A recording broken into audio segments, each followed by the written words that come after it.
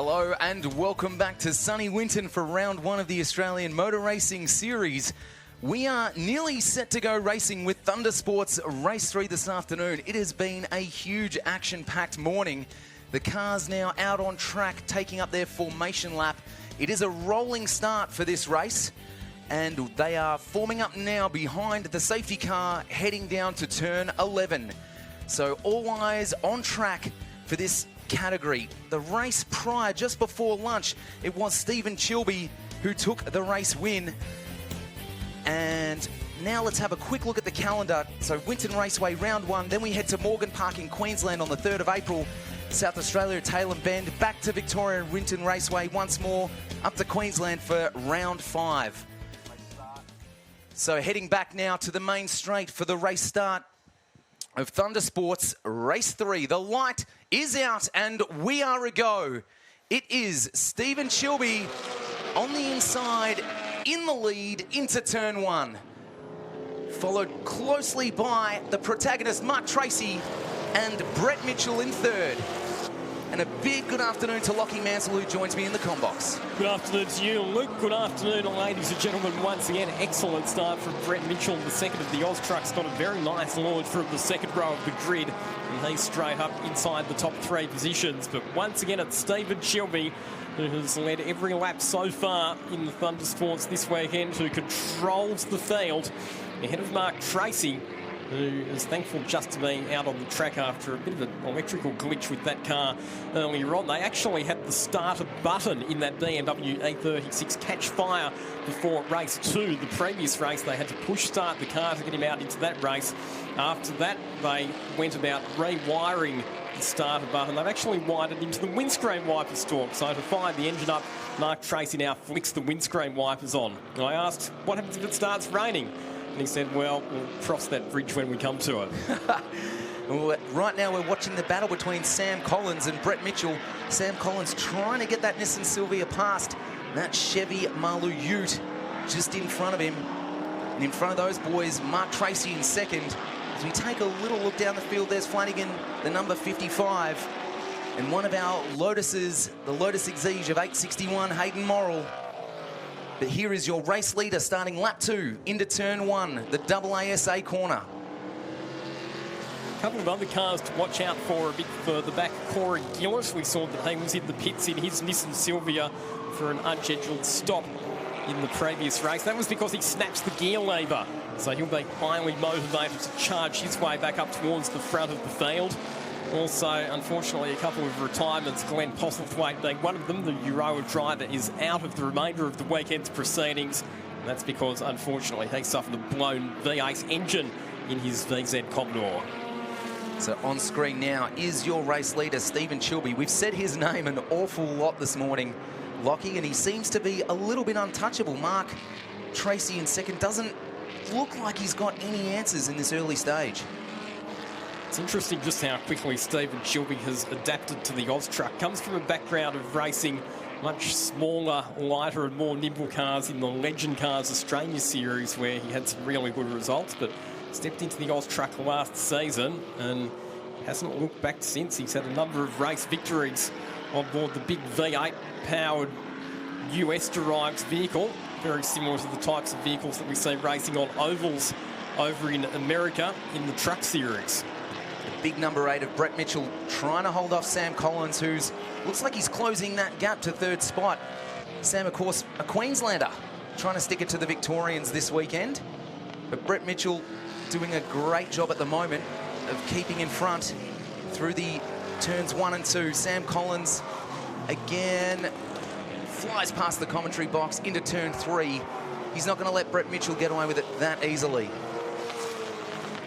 Actually, good to have a lot of interstate travellers attending the Thunder Sports round here at Winton this weekend. So Stephen Chilby, who leads the race, is from New South Wales. Mark Tracy in 2nd position is also from New South Wales, just because he lives in Albury, so right on the border. Sam Collins, as you mentioned, from Queensland. Brett Mitchell and Merrick Maloof from New South Wales, as is Nathan Rourke. Here's a look at the positions as they run at the moment. Good to see Corey Gillett back up inside the top 5. Daniel Flanagan in 8th position's had a very consistent weekend so far, but said to me before this race that he's just been managing some brake temperature issues with that big heavy V8-powered HSV GTS so far this weekend. Here again is that battle for 3rd position. Mitchell holding on nicely still at this stage as they head up the back straight to turn 11. We've seen quite a few overtaking setups here around turn 11 to flick it into turn 12 and get the drive down the main straight. Does that Nissan Silvia, though, have what it takes to blast past that V8 Chevy engine? I don't think he's going to be able to come from quite that far back on this occasion. We are now in the very middle of the day, aren't we, where the ambient and the track temperatures will be as high as they have been. Significantly hotter conditions here at Winton today compared to what we had yesterday. We're getting to the stage of the weekend where the tyres on some of the cars will be getting quite tired. We've seen that the conditions have taken their toll on some of the other mechanical components in the cars as well. So I think just to get to the finish of these Thundersports races this afternoon, the drivers are going to have to exercise a bit of what the late, great Peter Brock would have described as mechanical sympathy. So on the last lap, the gap from Chilby to Tracy was 2.5 seconds. Chilby's now eked that out to just over 3 seconds.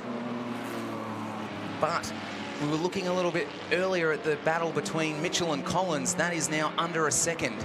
Sam Collins has done very well to get that Silvia right up behind Brett Mitchell as they make the run down to Bowen's own corner number 10.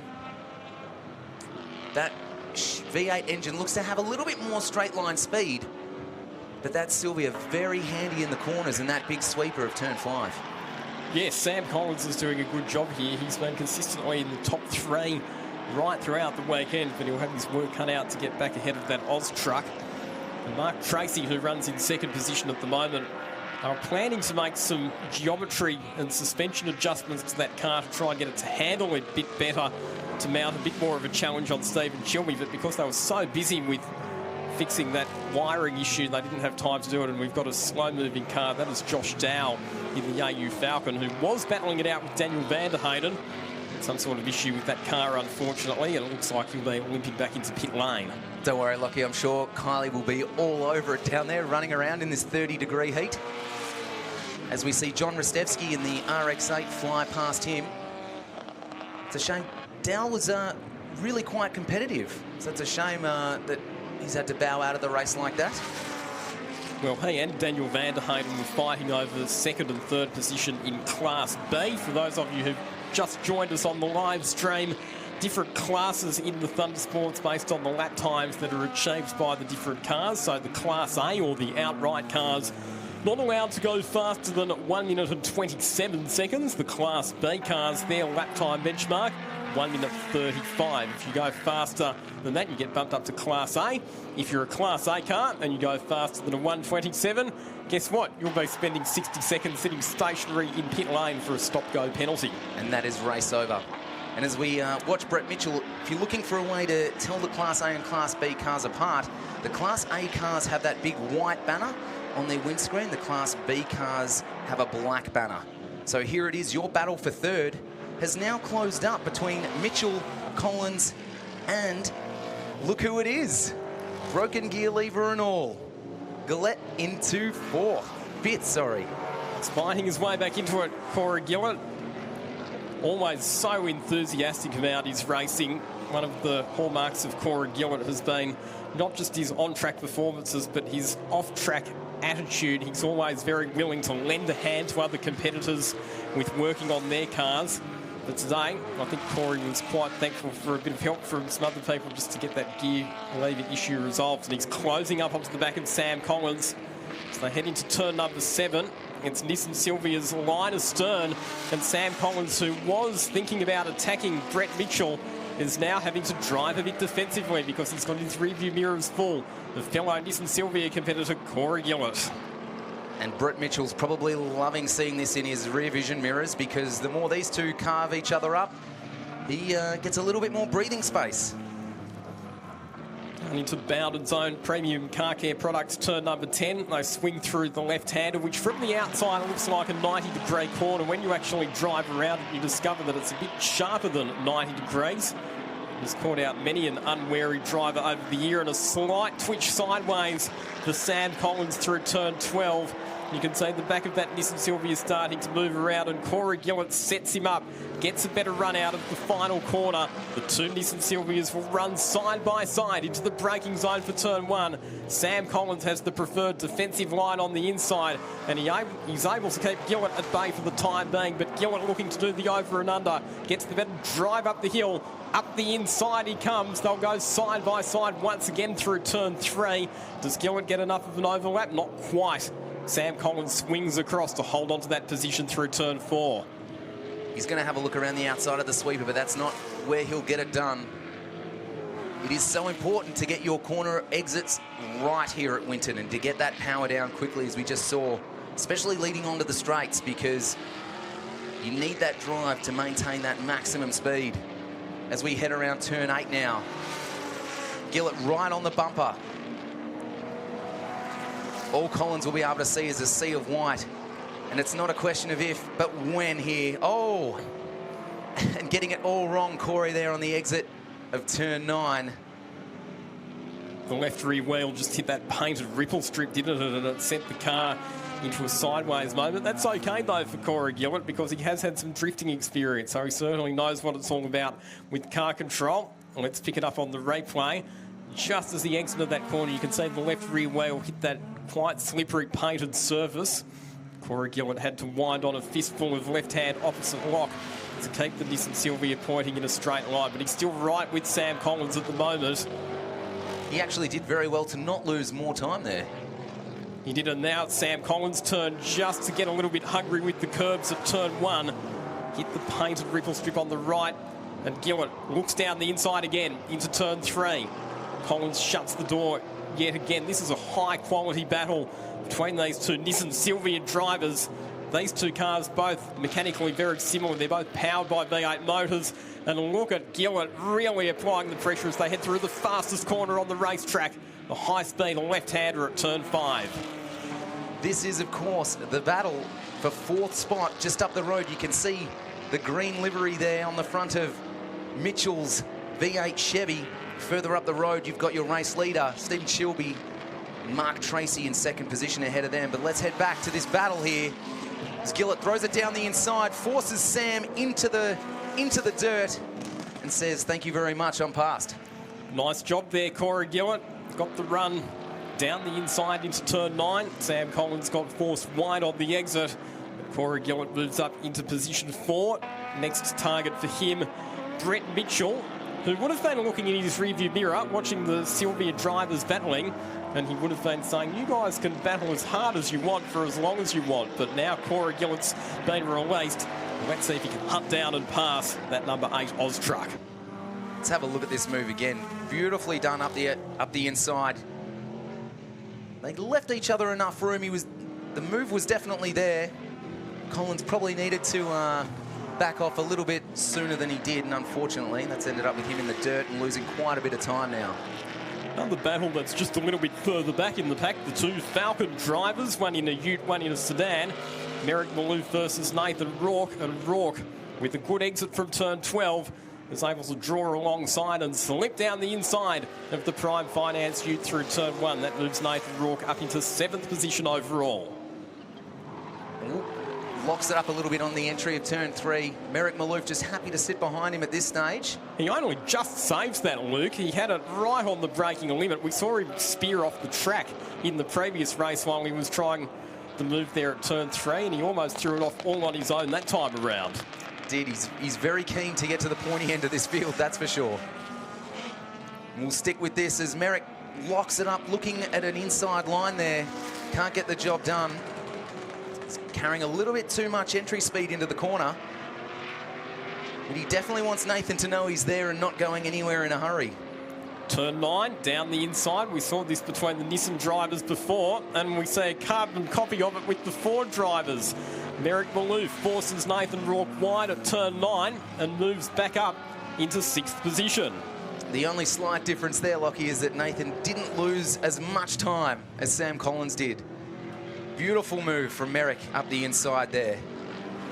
Just a little nudge, which is enough to push Nathan into the dirty stuff. Will now find himself staring at the tailgate of that Ford Ute.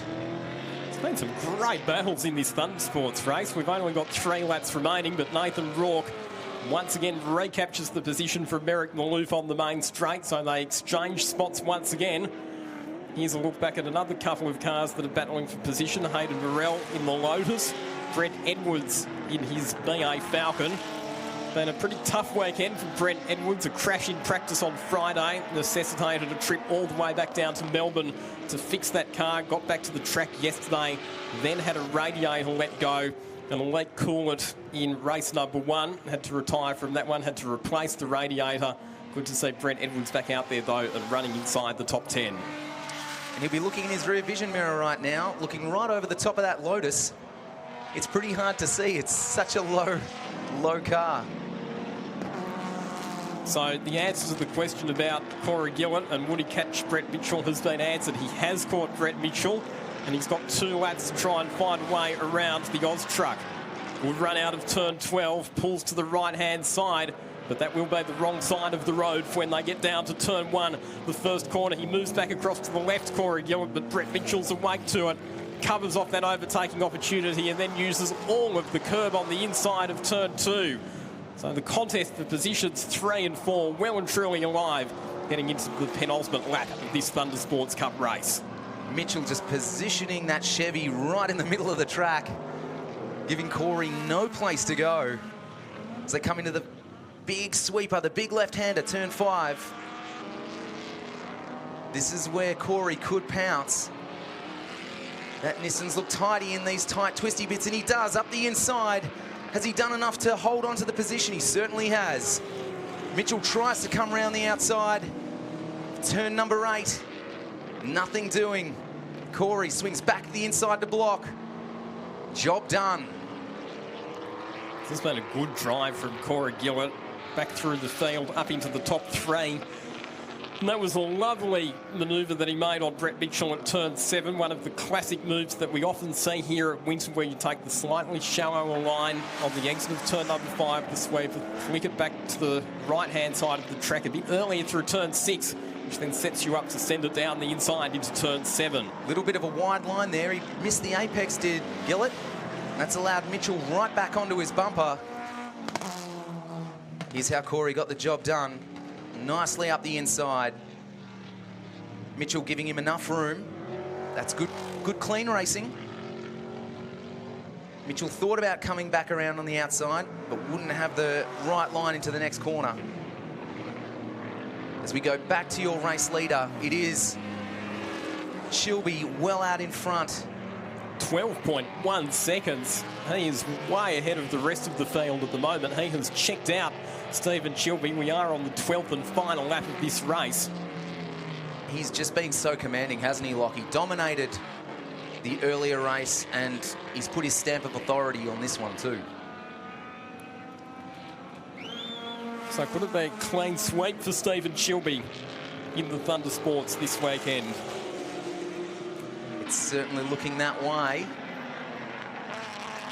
Still another race to come for this category a bit later on this afternoon, and it will be a bit harder because that will feature the reverse grid format, of course, but I'll tell you what, it's another classy performance from the Oz truck driver in race 3. The checkered flag is out. Ladies and gentlemen, your race winner, Stephen Chilby. As we wait to see the red and yellow BMW of Tracy cross the line in second, coming back to this battle for third. It's not over. Corey Gillett still managing to hang on. Oh, as Mitchell runs very wide on the exit there of turn 12. That's not going to get the job done. A fantastic scrap all the way to the line, though, from those boys. So it is Chilby, Tracy, Gillett and Mitchell. Still battles going on. We're not at the finish of the race yet, so Daniel Flanagan has caught up to and passed Merrick Malouf. These two drivers drive together. They paired up at the Wakefield 300 last weekend, and they drive together in the Bathurst 6 Hour as well. So more often than not, they're teammates, and it's Flanagan who's managed to take the ascendancy in the late stages of this race. And that's enough to get the job done there too. Well done to Daniel Flanagan, finishing in 7th spot there. So all of these cars are in Class A. When you look back to, say, the best of the Class B runners, which once again is going to be Damien Hunter. The little Renault Clio continues to punch above its weight. He comes home in position 11 outright. Some of our final runners on the leg lap coming through. Brent Edwards doing a good job to keep Hayden Burrell at bay. So Edwards will finish in ninth, just ahead of Burrell, who completes the top 10. I just saw there as well, Nathan Rourke in the Falcon came into the pits on the very last lap. So Nathan Rourke will not get classified as a finisher. It does not count if you cross the finish line in pit lane. You have to take the checkered flag on the racetrack. But here's a driver that will still be gritting from ear to ear. I don't know if it stopped since the last race. Probably really enjoyed that lunch break. Stephen Chilby, unbeatable here at Winton so far. There it is. Your results for Thundersports Race 3. Stephen Chilby in first. Mark Tracy, BMW in the second spot. Corey Gillett, third. Brett Mitchell, Sam Collins, Daniel Flanagan, Merrick Malouf, Brett Edwards, Hayden Morrill and Nathan Rourke round out your top 10. Damien Hunter in that Renault Clio, top of the Class B boys. Daniel van der Hayden in 12, Owen Boak 13. Let's take a look at some of the highlights.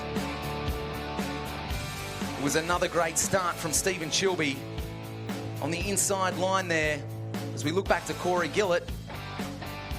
But it was Chilby who led into turn 1, out of turn 2, and there was no looking back. Another commanding performance from this man. Mark Tracy in second, did what he could, but again, wasn't enough. This battle for third raged on. Brett Mitchell in the V8 versus Sam Collins in the Nissan Silvia. Further back down, we had a slow-moving car. Brett Mitchell still out in third at this point, but it was the battle of the two Nissans, the two Silvias. Sam Collins with a sea of white in his rear vision mirrors. And gaining ever closer. Gillett, untidy out of the exit of turn 9. As we look at John Rostevsky in the Mazda RX-8 versus Owen Boak in the Mazda MX-5. Rotary power winning out there through turn 4. Back to this battle between Gillett and Collins.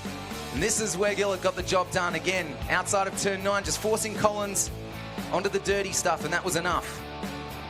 The battle between Rourke and Malouf raged on. Falcon versus Ford Ute. Malouf up the inside, forcing Nathan wide there on turn 9 as well. We saw that move happen a couple of times. Hayden Morrill in the Lotus Exige around the long way of Brent Edwards. The battle for third. Brett Mitchell, Corey Gillett over the hill. And this was at the top end of the track around turn 7. Gillett got the job done. Mitchell tried to come around on the outside, but nothing doing. Corey closed the door very quickly and was off.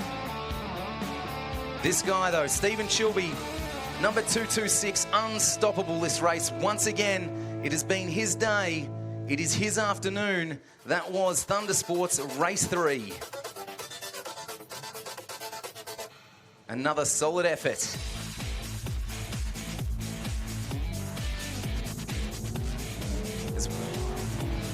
And now we'll go down to Kylie in pit lane with our race winner. Yes, it's becoming a very familiar story, I must admit, with Stephen Chilby. You've got the horsepower cranked up and you're just so hard to catch. Yeah, it's surprising myself, actually. I thought Mark would have probably hung on to me a bit longer then, so he gave me a lot of breathing space, which is good. I could back out of it a lot more and just get into a rhythm and, yeah, bring it on home to keep everything tidy. It was good. Now, you have worked up a sweat because there's a bit of heat firing off in the cabin here. Oh, yeah, certainly. It's very hot in here. Like, the header pipes run right up alongside the cab just here, so it's like you can't even touch it with your hands. So it's, yeah, the heat builds up in here pretty. Well, if you look like you've been in cruise control, it's nothing like a reverse grid race to mix things up. You looking forward to that one? Oh, certainly. That's going to be the highlight of the weekend, I think. Just trying to come through the field. Obviously, respect everyone, and if I come home with the win, I do, and if I don't, all well and good. Well done, and we'll have try and have a little catch-up with our Class B winner, Damien, over here. It makes another familiar sight here on the podium. Damien, you're all smiles. You were pretty chuffed last time. I see the grins got bigger since I last caught up with you. You had a bit of fun there. Oh, yeah, having a ball. 3 race wins so far. We're going to start at the rear of field on the last one. So, yeah, that race there, we just backed out of it and tried to reserve some tyres because we're going to have to push pretty hard. Yeah, now I've heard our commentary boys, Luke and Lockie, commenting that with the conditions and the heat, you really have to be smart about how you handle these cars. Yeah, that's exactly right. Like, I looked out the rear vision mirror, I couldn't see the Class B contenders behind me, so I thought, there's no point pushing it. Like I said, reserve the tyres, the brakes and that, so we've got plenty for the last one coming from the back, so... I look forward to that one. Good on you, Damien. Well, Luke, it's nothing like a reverse grid race to spice things up. I'm looking forward to that one later on. It is going to be a cracker. Once again, another great job down there in pit lane, Kylie. So that was Thunder Sports Race 3. Another great effort from Stephen Chilby. Look at this fantastic onboard camera action. We can't wait to be bringing you more of this over the next few races and the next coming 6 rounds too, as we head all over Australia for the Australian Motor Racing Series. Let's take a look at some of the highlights, because coming up next... we are racing, sorry. This isn't highlights. Let's get stuck straight into it as Gary Roberts leads into turn 1, out of turn 2. That all happened very, very quickly. Craig White sitting in 4th, looking to establish his dominance once again in this race. But it is Gary Roberts that leads out of turn 4. For the Motorsport TV Miniature Race Cars Race 4, and I'm actually joined in the commentary box for this one by miniature racer Chad Cotton. Chad, it's great to have you alongside me. Thanks, it's great to be up here. I suppose it's better to be up here than standing on the side when I'm not racing, but it looks good from up here anyway. Well, speaking of looking good, that was a fantastic move from, who was that on Gary Roberts there? That's BJ Lemon. That's BJ Lemon. He's in the lease car this weekend. He's actually a Aussie car driver, but has left us for a little bit and come back to sample the future car and is doing really well. He's had a very, very solid performance this weekend. He has. It's personal best, and I think he said before it's the most races he's ever finished. So you can see by the size of the field now, the attrition rate's huge with us. So it's great to see him out the front. As we look back, there's Gary White in the white and green, Craig White, sorry, in the white and green livery. Closely followed by Purdy. They were the main protagonists in the last race. Craig looking to do what he can to get past Peter Griffiths there. Nothing happening yet as they barrel down the main straight to complete lap 1. And doesn't that mini muscle car HQ look great? Gary Roberts and team have done a great job getting that on track this weekend. I tell you what, it looks good, but it sounds even better. You know, for the guys and girls that are down on the wall today, they get a treat to listen to that. That's for sure. Peter Griffiths is going to have a look down the inside here, but nothing doing. Gary closes the door. A little bit more defensive there than we've seen Gary in the last race. This is going to be a great little battle for second. But BJ Lemon doing a great job out front. Isn't he? He's just out of there, isn't he? He's, So let's ride now with Matthew Thewlis. And while you're looking at this onboard action, Chad, talk us through what the driver's thinking at this point of the lap. So we've just gone through the sweeper. The sweeper is where you really got to hang on to these things. They're very, so we're coming through the cleavage now. Very, very tight. And they really want to buck, and they don't like being thrown side to side so much. But look, they're, if you handle it well, they're very rewarding. And as you can see, most of the guys have got their heads around it anyway. So we were just on board there with Thewlis, who's sitting behind Purdy, that orange Ultima Nippy's livery.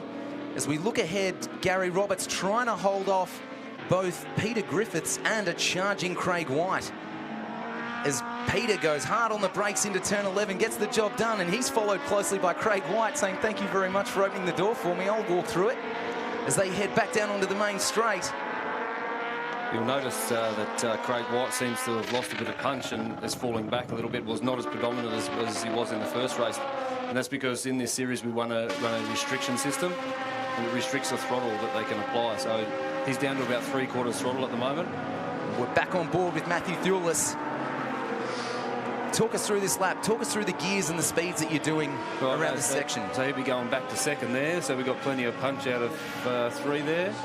Using the new curbs, which are just awesome for our little cars. So through third, into fourth, clenching the buttocks for the sweeper. And if you were a betting man, where do you think he's going to have a look at getting past that? He'll do that. He'll do that here. He'll pop it up the inside here, no doubt. Let's see. Let's see if you're right. Yeah, here he goes. Oh, it's close. We don't want to damage that HQ just yet. Well, Gary left him room. Now he's going to have to go the long way around the outside. And it looks like he's pulled that off. He's executed that perfectly. He's done well. You can see by the in-car footage just how physical it is to steer these. You very rarely have a wheel that's not trying to fight you, as you can see even down the straight there. So here we go, looking back at Roberts, in front of him, Purdy. And this is going to be a cracker of a battle between Purdy and Roberts. That's Purdy and Thulis. So Purdy's actually basically training with the miniature cars this weekend because he's off to race in Tassie with the Aussie cars. So we wish him well for that one, and he's definitely given us a show this weekend, that's for sure. It is Thulis across the line in front of Purdy. Into turn one now. Nothing doing there for Thulis as we go back to this battle between Craig White and Peter Griffiths. Peter doing exceptionally well to hang on to the back of Craig. Craig's had a sensational weekend apart from that axle blowout. Yeah, his axle looks good now though, doesn't it? It's a quick one. Yeah. And, like it came out of something else. There could be a reason why you're standing next to me right now, I think. So you're engine blue and you've given your axle to Craig so he could get back out there. Yeah, that's right. So Craig blew an axle and I blew an engine. BJ's just had a spin there. That was the boys flying past BJ Lemon, who's lost it around the top end of the circuit. That's cost him dearly, that spin. You don't want to be facing the wrong way here at Winton. Not. Especially they don't have reverse, so if you get yourself in a bit of a pickle, there's not much chance of getting out of it. And that's literally left the door wide open for Craig as he now just streams away. We look back a little bit further. This is still the battle of Thulis and Purdy. Thulis doing what he can to hold off Purdy, but I think Purdy wants a battle again up at the pointy end. Into turn 11. Purdy thinks about showing him the bumper, sticks right behind him into turn 12 to get good drive down this main straight as they cross the line to have 6 laps remaining. We'll follow them into turn 1. It's so important to get the line right through turn 1. It'll compromise turn 2 if you don't. Purdy all over Thulis through there. Moves to the outside. Thulis takes a defensive line, pulls it back to the left-hand side before the big right-hander into turn 3, onto those new curbs at the exit of turn 3. Purdy not letting him out of his sight, though. There's going to be a sea of orange in Thulis's mirrors right now as we ride back on board with Matt through the sweeper. Are we going to see the orange Nippy's livery duck up the inside in a minute, Chad? Well, that's the favourite. That's the favourite corner to make the move, and I think it's happening now, right in front. Yep, he's made the move. You should see him sneak past here on the inboard. There he is. Purdy getting the job done again. He loves that overtaking manoeuvre. That's a great spot for our cars to make a pass there. So let's hope the Thulis can now apply some pressure back to Purdy. Thulis now doesn't want to let him get away, and will try to keep the pressure on because it's. Correct me if I'm wrong, Chad, but it's all about trying to force that driver in front into an error. That's right, yeah, keep the pressure on and hopefully they make a mistake. Because we want good, clean racing. We don't want these to turn into bumper cars. That no one wins out of that. That's right, yeah, we don't have a lot of protection on the cars. It's all sort of for show, that fiberglass. Here's that move. That's a great move. You know, as a defender, there's not a lot you can do. There's a lot of track there, not a lot of car. That was perfectly executed. Thulis left him plenty of room. Plenty of room. And that's what miniature race cars is about. As we're right back on board and looking to get back at Purdy as quickly as possible through the S's. Here they come past the commentary box. Matthews not letting him get away, which is great to see because we want more battles. Because your race leader, Craig White, setting the fastest lap of a 1:32, has already eked out over a 3-second lead over Peter Griffiths in second. So we're loving this battle for third right now.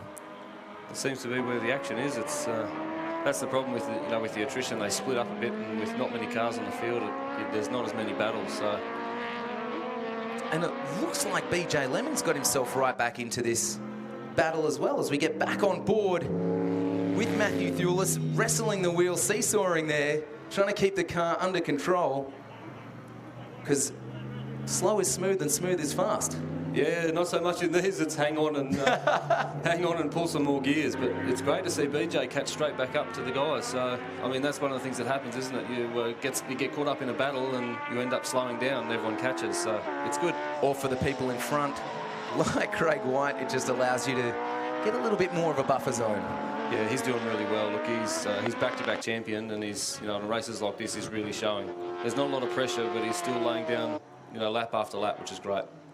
So 4 laps remaining now. This is your race leader. A fantastic weekend. Of course, winner of the last race as well. So while we watch a lap with Craig, Chad, I'd love to talk to you about, because you were actually racing a spare car here this weekend. What was the story behind that? Because I feel like your year hasn't got off to the best start. Yeah, look, I mean, there's a lot of people worse than us, but yeah, we've been hit with the fires and hit with hail and hit with flooding and everything else. So yeah, one of the issues with that was we lost one of our cars. We actually lost a few in the fires and hail and flood and whatnot. So into the spare car this weekend, and it's actually not the car's fault it's not running. It was just an old engine that we had. So a $500 motor, it was doing really well, but unfortunately it just couldn't go any further. And so not only are you a racer, but you're a wrangler, because you are the manager for this series. So you've got to try and keep all these boys in check and make sure they turn up to the track on time and are out there racing. Yeah, look, the camaraderie in the pits with Winton Race Cars has always been really, really well accepted and envied by other categories, and that's just a show. It's not just what we've done to get Craig on. There's plenty of other stories through the pits this weekend. And so now we turn our attention back to the track, because this is the battle for 4th. Matthew Thulis trying to hold off a charging BJ Lemon late in the proceedings. A little over, about 3.5 laps remaining now. Again, I think if I was a betting man, my money would probably be on BJ here, around turn 12. He's doing a great he's doing a great job of keeping the pressure. I think we need to nickname Thulis the Defender. That's all he seems to be doing this race. And again, this is a new car for Thulis. This is his first race in this car, so he too is sorting out the little issues that they have. And so Thulis leaving him plenty of room there, but can maintain speed up the hill, so he'll stay in 3rd. But now BJ Lemon dives down the inside, and that's probably going to be enough to get the job done, because he'll have the inside line out of turn 4. Thulis will stay on his bumper though, because he'll have the better drive, having taken the wider line. Now we'll watch through the sweeper. Will he pull a Purdy and try and get another overtake around turn 6 and 7? Well, they're actually catching Griffith and Purdy as we speak, so it could end up a 4-way battle here. And there it is, side by side. Around the outside goes Thulis. Lemon trying to position that car in the middle of the track, making it a little bit harder to pass. And nothing doing as we ride back on board with Matthew. And he's getting closer and closer to the bumper of BJ Lemon there, into turn 10, braking hard, change of gears, a nice clean exit, because it really does hurt you, doesn't it, Chad, if you drop a wheel into the dirt there out of 10? Absolutely, it's rough there too in our little cars. We don't have a lot of suspension, so on the ripple or even just miss a gear quickly, it really hurts. So here we go. Lemon had a look down the inside. It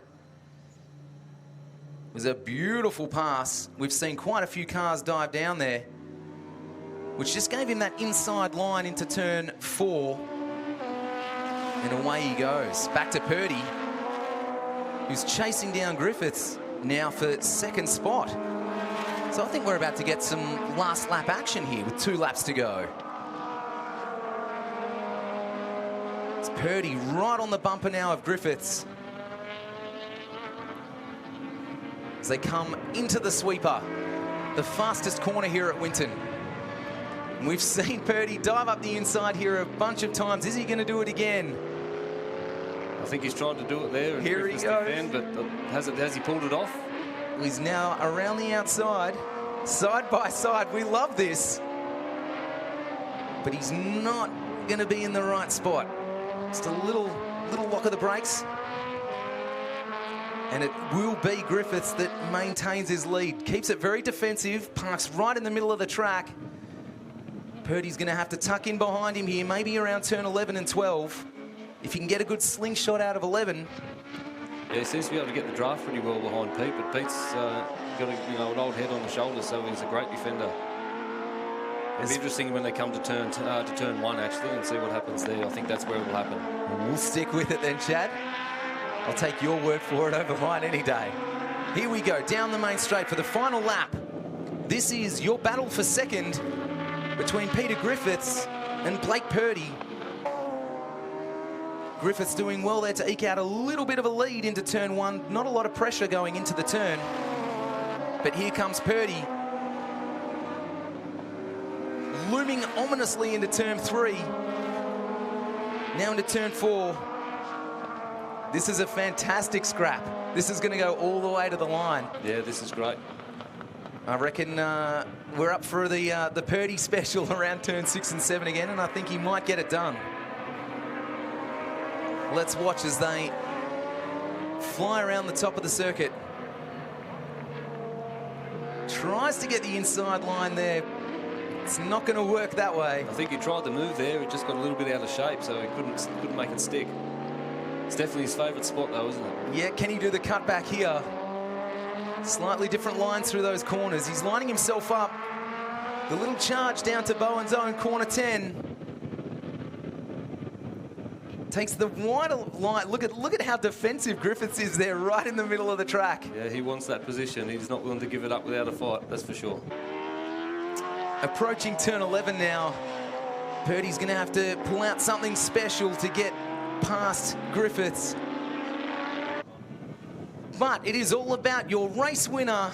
Craig White crosses the line for another victory. What a drive by him for race 4.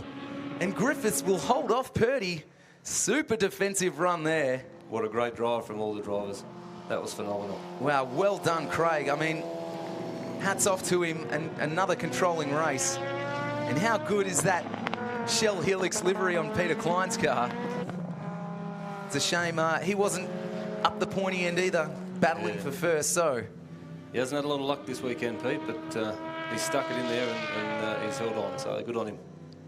Riding back on board with Matthew, does it make you want to get back out into the car sooner rather than later, Chad? Oh, I'm jealous as just watching him, but sometimes you've got to sit it out, as you know. Well, mate, I'm sure Craig will be buying you a beer or two tonight to say thank you for making sure he got back out on track. And there he is, your race winner for race 4 of the Motorsport TV Miniature Race Cars Series here at round 1 of the Australian Motor Racing Series.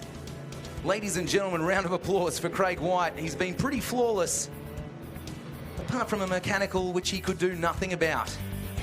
Here are your results.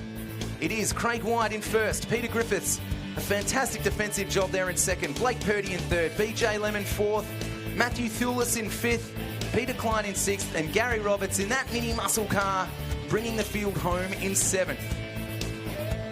Chad, thank you so much for joining me in the Combox. Talk us through the highlights. No worries, look, it's been a pleasure to be up here, but... Great to be on board. It's fantastic to see how close you guys are actually getting and how much work you're doing inside those cars. Gary got off to a good start, but it just seems he falls away. Yeah, that car doesn't have any power steering and it seems to be very heavy, so I think they're also struggling with a bit of heat issue at the moment, just while they sort all the bugs out. And they built that car in a week, so, they've done very well to get it here, so there are little gremlins. But look, to have BJ move out in the front like that, that's awesome, and that's what we need from our drivers and to keep them keen. Some great moves up the inside, so we just saw BJ Lemon before there and on board again with Thulis. Seesawing that wheel, trying to get past, it looks like Purdy there to his left, it is. Nothing doing there. It was a great battle. Ultra defensive lines. Some fantastic overtaking manoeuvres. Here's Griffith into turn 10. Griffith's getting the job done over Rogers, and it opened the door for Craig White too, for them both to sneak past. Back on board through turns 1 and 2 with Matthew. Is it as fun to drive through there at that speed as it looks from up here in the Combox? Absolutely. The faster the better. And, that wall looks very big from that low, so it's good fun. It's suddenly on you pretty quick. As this was the battle between Thewlis and Purdy. Purdy getting it a little bit out of shape there on the run onto the main straight. As we catch Lemon getting it all kinds of wrong, ending up facing the wrong way. Purdy up the inside of Thewlis, and that was enough. But once again, it was another race all about this man, number 347, Craig White. Flawless race. Lemon up the inside of Thewlis into turn 3. Again, another popular overtaking position. As we watch the battle between Purdy and Griffiths, it was great to call up here. I'm sure they had just as much fun driving it, if not more so. Absolutely. I'm looking forward to get down in the pits and finding out their perspective of it. So that was a great race. And they've still got one more coming up this afternoon. They do, and it looks like all of them finished, so we'll still have some to race, so that's good. But again, a huge congratulations to Craig White. Another solid drive. Chad, thank you so much for joining me up here, mate. And, thanks, Luke. It was my pleasure. We might chat to you a little bit later on this afternoon as well. If you're going to be sitting around in the garages, we might get you back up here to do some more commentating. No worries. Thanks, Luke. No worries. So as we say goodbye to Chad, let's go down to Kylie in pit lane. Well, one driver who actually missed Chad being down on the racetrack is actually our race winner, Craig, because you're used to dicing with Chad. You missed him a little bit out there. You look like you're in cruise control just a fraction. Yeah, he's a very hard competitor, and he's a good mark for me to learn from. So it's a bit hard out there without him, but the car's going really well. The track's heating up. It's getting hotter. But yeah, no, everything's going well. It's good, yeah. That mini muscle car's pretty wide car to get past. So, but yeah, it was awesome. Good racing, good racing. So what can you bring in the last one? Just try and do the same thing again. It's a little hard of hearing. I'll move on. Yeah, we'll come up to Peter Griffiths, who finished second, and he really had a battle on his hand. Poor old race winner had a trouble hearing us off the start of that one there. But Peter, you had a battle, but geez, what a defender you are. Yeah, it was hard work. I made a ride height change between the first and the second race, and halfway through it was just too much grip, too much push. So I really had to work hard to keep the young fella off my tail. So I blocked where I could, and I'd get him in the straight. So I'll make a change for the next one and be easy to drive, I think. But that's what I love about it. It's the closeness and the slipstreaming, and some are strong in some parts, and then someone scoots away. A real little battle out there. Yeah, well, once Craig got by me, I thought, oh, well, I probably won't catch him, and I had daylight to second, and then the car started to push, and I was slow, and you could see Purdy getting closer and closer. I'll have to have a bit of a go here. And yeah, when you get older, it gets a bit harder. So, Pete, what do you love about this category? Well, it's good racing. All the boys are good to hang out with, have a beer with, and at the end of the weekend, and it's really affordable. That's the main thing, and with AMRS, I couldn't ask for better racing, I think. And do you have value for money. Well, that's what we like to hear. What you got a thought on the mini muscle cars? Seeing that HQ out there today, she's pretty cool. I think Gaz would just move over at the start and let me go past instead of let me take half a lap to get around him. I've heard a few people comment about that. Craig said a similar thing. Gaz, even in the Falcon, he's very, very experienced. Gaz, he's very hard to get around, but he's a very clean, good racer. So, but that's a good thing with Gaz. You can have a good battle and very rarely touch paint. So it's good fun. And a word with the young fella you were battling there at the end. Take it easy on us old fellas. We go and have a word, huh, Peter? Oh, Blake, you it's not for an act of trying. You were really there or thereabouts, but you just couldn't get by him. Talk us through the race from your perspective. I definitely got a bit of an average start, but I come through, and yeah, it was definitely a tough last few laps there. Yeah, it's definitely hard to try and get past Peter there. So yeah, it was all good fun. And there was certainly a moment out there, you picked your spot where you thought you could get him, but so you were there, you had the slipstream, but just didn't quite position it right, or how did that work? Yeah, well, I didn't have enough top speed to get him down the front straight or any of the other straights, so I guess my only proper spot was down in the hairpin, so I tried every lap, but I just couldn't get him. How old are you, by the way?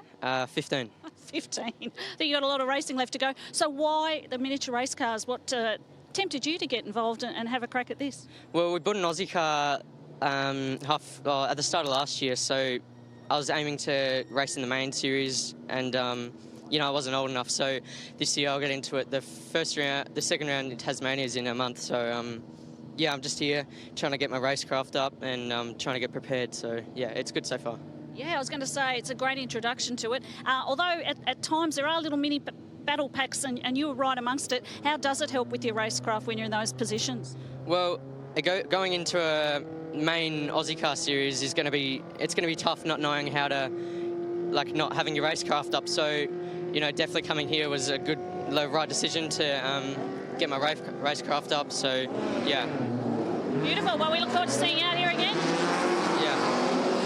And as it's getting a little bit noisy in pit lane, I think that's about it from me. And yeah, I'll be back with all the goss that I can find from pit lane. Great work, Kylie. Nothing like having a bunch of race cars whiz past you when you're right in the middle of interviews. You're doing a fantastic job down there. And how was Griffith's comments? Oh, Pete there saying, oh, yeah, it'd be great if Gary Roberts just got out of my way. I don't think there are many race car drivers that are happy to just get out of other races' ways. When that red mist descends and the elbows come out, it's on. So if you're enjoying the coverage, which we hope you are, don't forget to join us on social channels. We've got Facebook going, we've got Instagram going. You can follow the Australian Motor Racing Series, follow the live stream, and hashtag AMRS. And why not ask some questions? If you've got any questions about any of the drivers, teams, races, rounds coming up, hit us up on Facebook, hit us up on Instagram. And if I can't answer it for you, I'll get Kylie to run around in pit lane like mad and try and find the answer for you. So make sure you're telling us what you think. And yeah, we want to hear from you. What do you think of the racing so far? And if it wasn't bad enough for Kylie in that heat, what have you got for us? Running around a little bit more down there, eh? It's clear that the TA2 Muscle Cars have attracted a lot of interest, but we've converted someone, a KTM factory rider, if you don't mind. Graham Cheney, you've jumped on board. What's the story? Yeah, just mate he raced last year and yeah, said how good fun it was and basically said, yeah, he wanted to come and have a go at it. So I thought, no worries, I'll jump at that opportunity. Yes, and what's your impressions first up? Awesome, yeah. I don't know why I haven't done this before, so yeah, it's unreal. Talk us through the specifics. What's so cool about it? Just the racing, I guess, just the slide and how much these cars move. They're awesome to watch. They sound great, and yeah, they go fast. And you go fast too in race 2, I think P5. Not a bad little outing in that one. Yeah, no, we're getting the car dialed in, so it's starting to get up to speed now, and yeah, it was pretty awesome. Just try to stay out of trouble, and yeah, it's going well. Well, it sounds like we might have converted you, get you off the two wheels and into the 4 more often, huh? Yeah, I think it's definitely going to be a bit more of a passion of mine now, so yeah, keen to stay with it. You heard it here, folks. One to watch, P5 in his second ever race here, and you haven't actually done circuit racing before either. Nah, this is the first time in a race car. We did one practice a week ago and yeah, straight into it. So there you have it. It's not bad, is it? Graham, thanks for the chat and good luck for the rest of the weekend. No worries, thank you. Great work down there, Kylie. Loving your stuff. Definitely making my job a little bit easier today. It's great having you down there to be able to answer some questions for us up here. And look at the crowd turnout today here at Winton. You guys always turn up for these race meets. Yeah, give us a wave. You're on camera. It's great to see you. And the drivers love seeing that support. But TA2 Muscle Cars is what everyone's looking forward to next. So let's take a look back at some highlights from last year.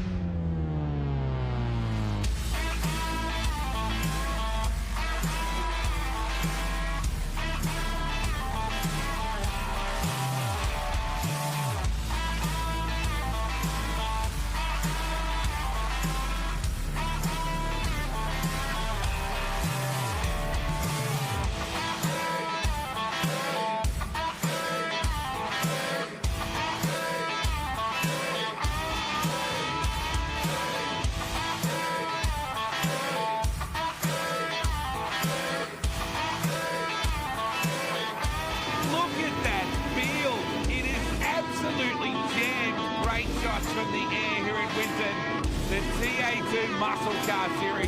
Nothing. Formosa on Dimitriadis, and they're coming up on Berry. Oh, so quick! Great shot for the air. Someone has gone agricultural. Oh, it is on like Donkey Kong under brakes. They touch.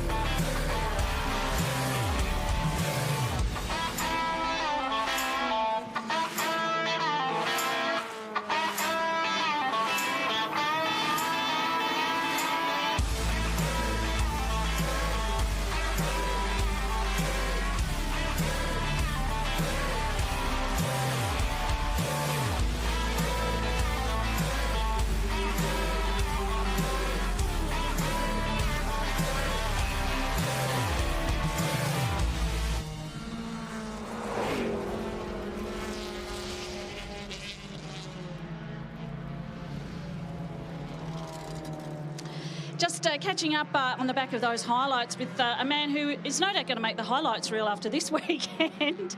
Rusty, it's been a bit of a challenging weekend, given that, you had a bit of a spin in a race yesterday that really cost you. But in the race that we just saw earlier this morning, you started off from the rear and really weaved your way through the pack. Well, I didn't have a spin in the race earlier. I got hit. Oh, as a result of the oil, yeah. A car that came through that was behind me, so it was coming second. I was in the lead, and I slowed for the car that had the engine blew up, and the oil. He hadn't slowed, so he come through a full noise.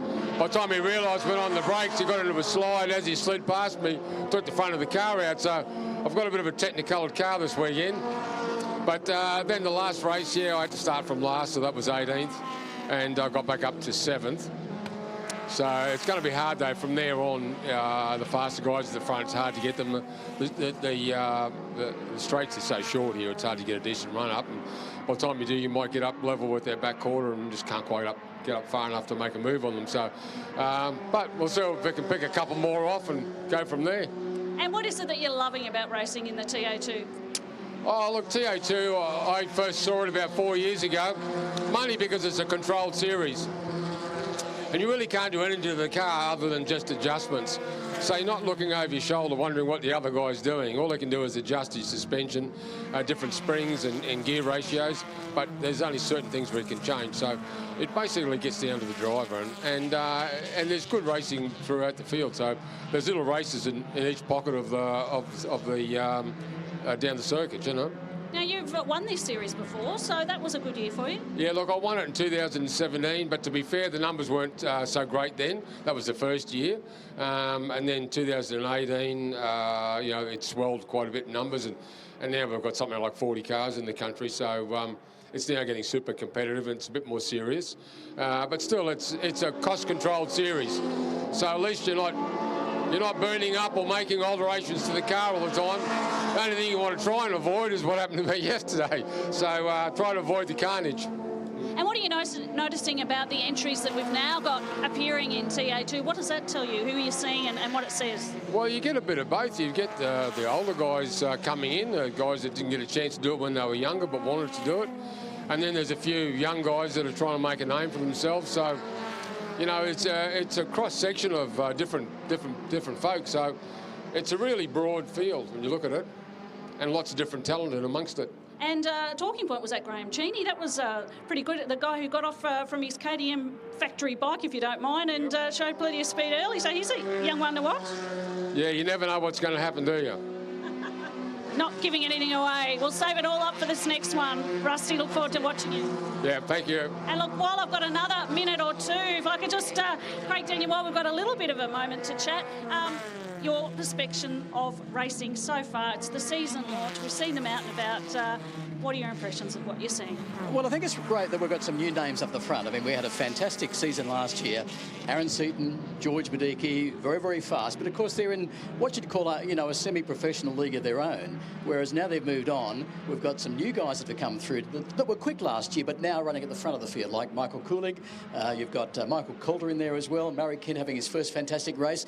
And, like, there's nothing between them. Any one of the top four could have won the last race. It's that close. So I think we're in for a fantastic race 4, especially with Rusty coming through from grid 7, and I think we're in for a brilliant season too. Thanks, Kylie. Yeah. Now, look, we caught up a couple of years ago, and I must admit it was my first time I'd really seen this form of racing, but they're loud, they're fast, they look good, they're ticking all the boxes with the fans and also the drivers and the teams. They're the greatest bang for buck in Australian motorsport, I think. They're a fantastic car. They're a proper race car. They look like a Mustang should, a Camaro and a Challenger should. They're 525 horsepower. They're 1,200 kilos. They're real race cars. They're very, very quick. I mean, around Adelaide last weekend, these cars on 15-inch Hoosier big bag tyres were only 4 seconds a lap than Jamie Whincup's pole time. So that'll give you an idea of what sort of a race car they really are. You can run them for less than 10 grand a round. You can run an entire 7-round season for less than $70,000 a round, depending on your damage. So it is the best kept secret in Australian motorsport, and they're fantastic. Fans love them, and drivers love them. Yeah, and look, I know I'm going to try and have a word with your naming rights sponsors, because that's a pretty big deal for you guys. It's nice to have Promax on board, and there's a great link to Steve Petty Motorsport in America. Now, Steve is a co-owner of Promax here in Australia with an Anthony Bright, and Steve was well known in NASCAR, in Trans Am, in sports cars in America, and it's great to have his name associated with the Australian series. And the Promax product that's going to be built here in Australia, Lilydale in Victoria, is actually going to be exported to America, which is a great story for Australian manufacturing, and sold through Steve Petty Motorsport overseas, which is just fantastic. I will have to track him down. I know he's here at the track, and roaming the lane, so it's not just the drivers I'm chasing, but the sponsors as well. I'd be loving to have a chat with Anthony, I think, a little later on. Absolutely, fantastic. And it's been a great weekend, Kylie.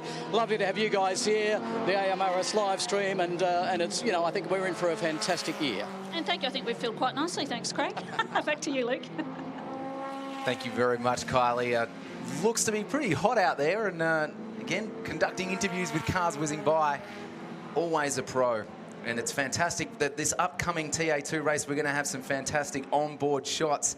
So we're just taking a little look at Russell Wright's car, and that should all be yellow. And you can see the white there to on that front 3/4 panel. That's the bit of damage that got taken out. So while we're having a look at Russell's car, let's go back and take a look at some of the TA2 Muscle Car Series highlights, thanks to the guys at Promax Performance Exhausts. Fantastic to have them here all weekend.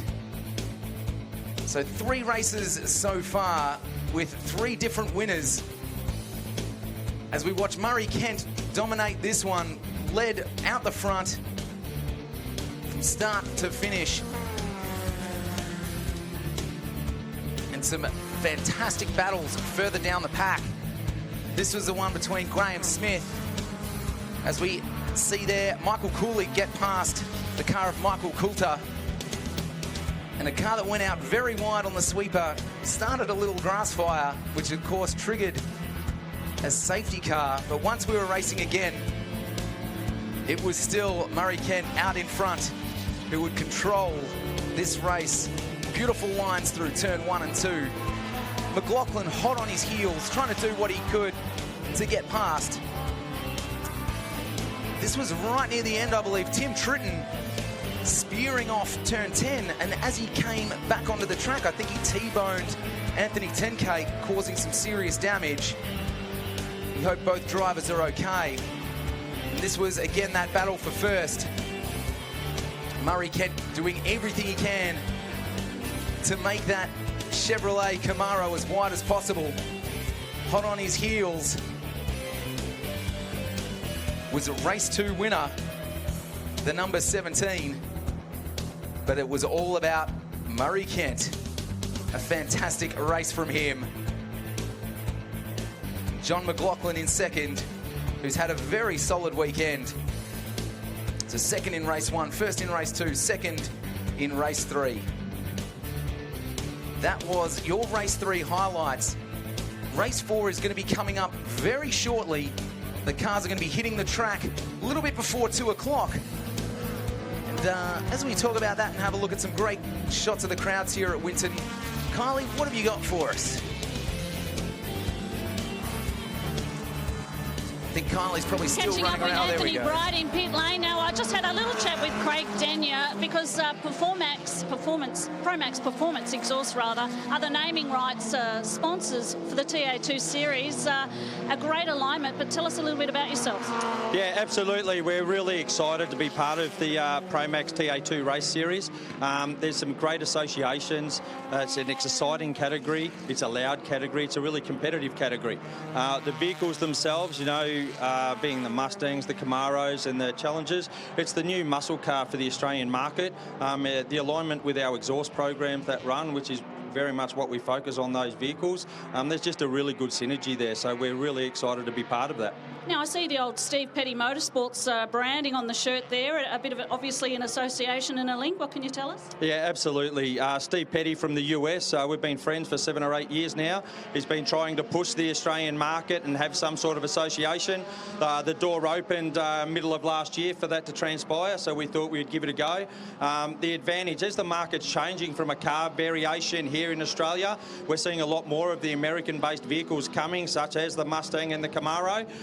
So we have access via our association with Steve to those vehicles before they hit the Australian market, so that we can develop our products accordingly and hopefully be at the forefront of the market when they become available. And the later part of our association, we're now in the process of manufacturing and exporting these exhausts back to Steve Petty in the US for the US market. And what have you enjoyed about the racing? I know it's the first round of the season and there's obviously another race to come, but what have you been thinking about it? Oh, look, the competitive nature of it it's just been really, really good. But what we've found with the TA2 guys, they're just so inclusive and so accommodating. So given that they're, competitive and they all want to win, to be behind the scenes and have a look at how they support each other and, support our association in that, we couldn't be happier. So we're really looking forward to seeing what the series brings us as we move forward through the rest of the season. It's interesting that you bring up that, the changing of the landscape with the car market, the manufacturers, and there's been a lot of sad stories around, obviously, with Holden and all the rest of it. But you bring some good news and, I guess, an area of development that's positive in the Australian market. Yeah, we've seen a lot of change over a long period of time, not just what we've seen in the last 18 months to 3 years. The market's really changed probably over the last 5 to 10 years, and it's going to. But I think, the positive part is we're going to see a lot more vehicles that we haven't seen previously coming from overseas markets. So it's a new opportunity. New technology comes, new vehicle variants comes, new opportunity for manufacturing in Australia and the opportunity to hopefully export to other markets. So, we see the future as, quite exciting and buoyant, and, we see our association with the TA2 Muscle Car Race Series, as a really big stepping stone for us moving forward. Well, really appreciate the chat. Anthony Bright from Promax, naming rights partners for TA2, and a real positive story in a time that's been a little bit sad and negative at times. So nothing but positive news down here in pit lane, Luke. Great to hear, Kylie, and it is 100% fantastic to have the Promax guys on board, as well as some other terrific sponsors with the AASA, sorry, got to get that right, it's a tongue twister, the AASA and, of course, Bowden's Own. And they've got some corners named after them this weekend as well. We've got the Turn 1, is the AASA, did it again, tongue twister, Turn 1, and Bowden's Own, Turn 10. So it's great to have them on board as well, because obviously these events can't happen without terrific support. And on that note, I want to give a shout out too to all our volunteers around the racetrack this weekend, whether they be race officials, marshals, or part of our safety crew. We can't do what we do without having you guys here. So thank you so much for being a part of it. As we look now to the screen of McLaughlin's number 17 car, as he gets strapped in ahead of this huge race coming up. Of course, the Promax Performance Exhaust TA2 Muscle Car Series race for this afternoon is shortly about to get underway. And right now, it's probably a good time to introduce my co-commentator for this race, Lachlan Mansell. Lachlan, great to have you back up here, and you've been running around like a cut snake. Yeah, it's pretty hot out there, I'll give you that tip, Luke. It's warm conditions here at Winton this afternoon, but thoroughly looking forward to this final TA2 Muscle Car Series race, presented, of course, by Promax Performance Exhausts. Great to have Kylie King catching up with Anthony Brighton, the Promax crew down there in the pits earlier on. The key thing with this race, though, Luke, 3 laps longer than the races that we've had so far. 15 laps for this one compared to 12 for the previous 3 races. So if you think that time management was a factor in the previous races, it just steps up another notch for this one. Keep in mind now that they're all using what I like to describe as the cleanest of their dirty underwear, the best 4 of the 6 tyres that they started off the weekend with. It's going to get very interesting, Lockie, because we already saw quite a few cars getting a little bit sideways toward the end of that last 12-lap race. So what is another 3 laps going to bring? And it's interesting that you mentioned the interview with Russell. He doesn't seem disappointed at all about what happened yesterday afternoon, does he? No, he's actually taken it on the chin really well and doing a good job of bouncing back from it. Good drive up through the field from the back of the grid to 7th in race 3 earlier on.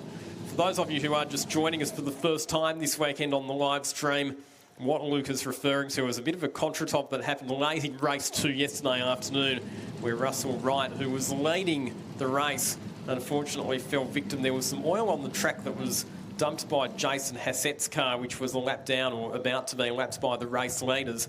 Unfortunately, when his car expired, it happened right in front of Russell Wright and also John McLaughlin, who were both battling for the lead at the time.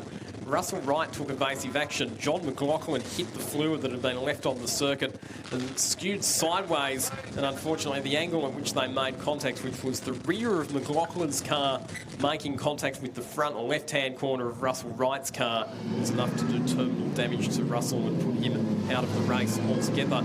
We saw another incident in the previous race as well, Luke, at turn number 10, happened very late in the race. It involved Anthony Tenkate and Tim Tritton. A fair bit of damage to those cars, unfortunately, and I know that Tim Tritton is already on his way back to Queensland to complete a bit of a damage assessment, so not an ideal situation for either of those drivers. And the other exciting thing about this race right now is that we're going to have some fantastic live on-board shots as we ride on board with the man of the hour, Russell Wright, the guy that we keep talking about. And hopefully we're going to see him right up amongst it in this race. Starting out of position 7, then he'll be looking to hunt his way up into the top 3. A few other notable things to watch out for. One of them, the battle for rookie honours this weekend.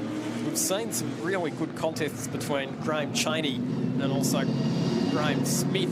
To Graham's, unfortunately, the Smith version has had a couple of spins when he's been up in really good positions. He's got Simon Tabnor, the former multiple Australian Salute Car champion and former TA2 competitor, on the radio. Him just giving him a bit of driver coaching and trying to keep his head nice and level this weekend.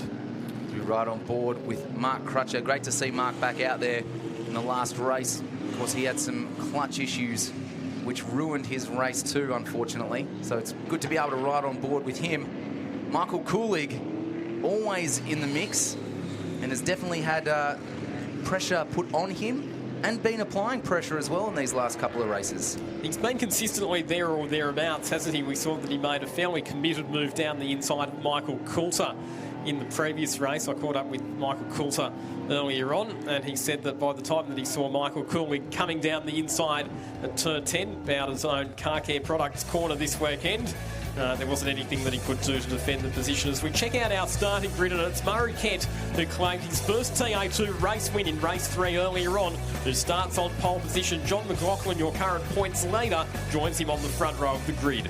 Michael Kulig in 3rd, Coulter in 4th, Cheney, Nile, Wright, Darren Berry in 8th, Peter Hurd in 9th, and Graham Smith, top 10. Go back to Warren Truan, the Shake and Bake Racing entry. High Voltage Coffee sponsoring the car as well. Position number 11 for the number 71 Camaro. Paul Hadley in 12th. And then it's Chris LaRosa, Bill Robinson, Christopher Formosa, whose car was repaired overnight after a crash yesterday, in 15th on the grid. And then it's Warren Wadley. Tim Tritton won't start this race. Neither will Anthony Tenkate or Jason Hassett for that matter. But good to see Mark Crutcher back out there in the number 4 Dodge Challenger, albeit starting at the rear of the field. I'm loving the fact we've got these fantastic onboards, and this is going to be one to watch as Russell Wright hopefully carves his way through the field. we're sure to see some pretty sneaky moves all around this track. Also, we'll be on board with Mark Crutcher too during this race. Thanks to the guys at Promax. We can't wait. This is sure to be another action-packed race.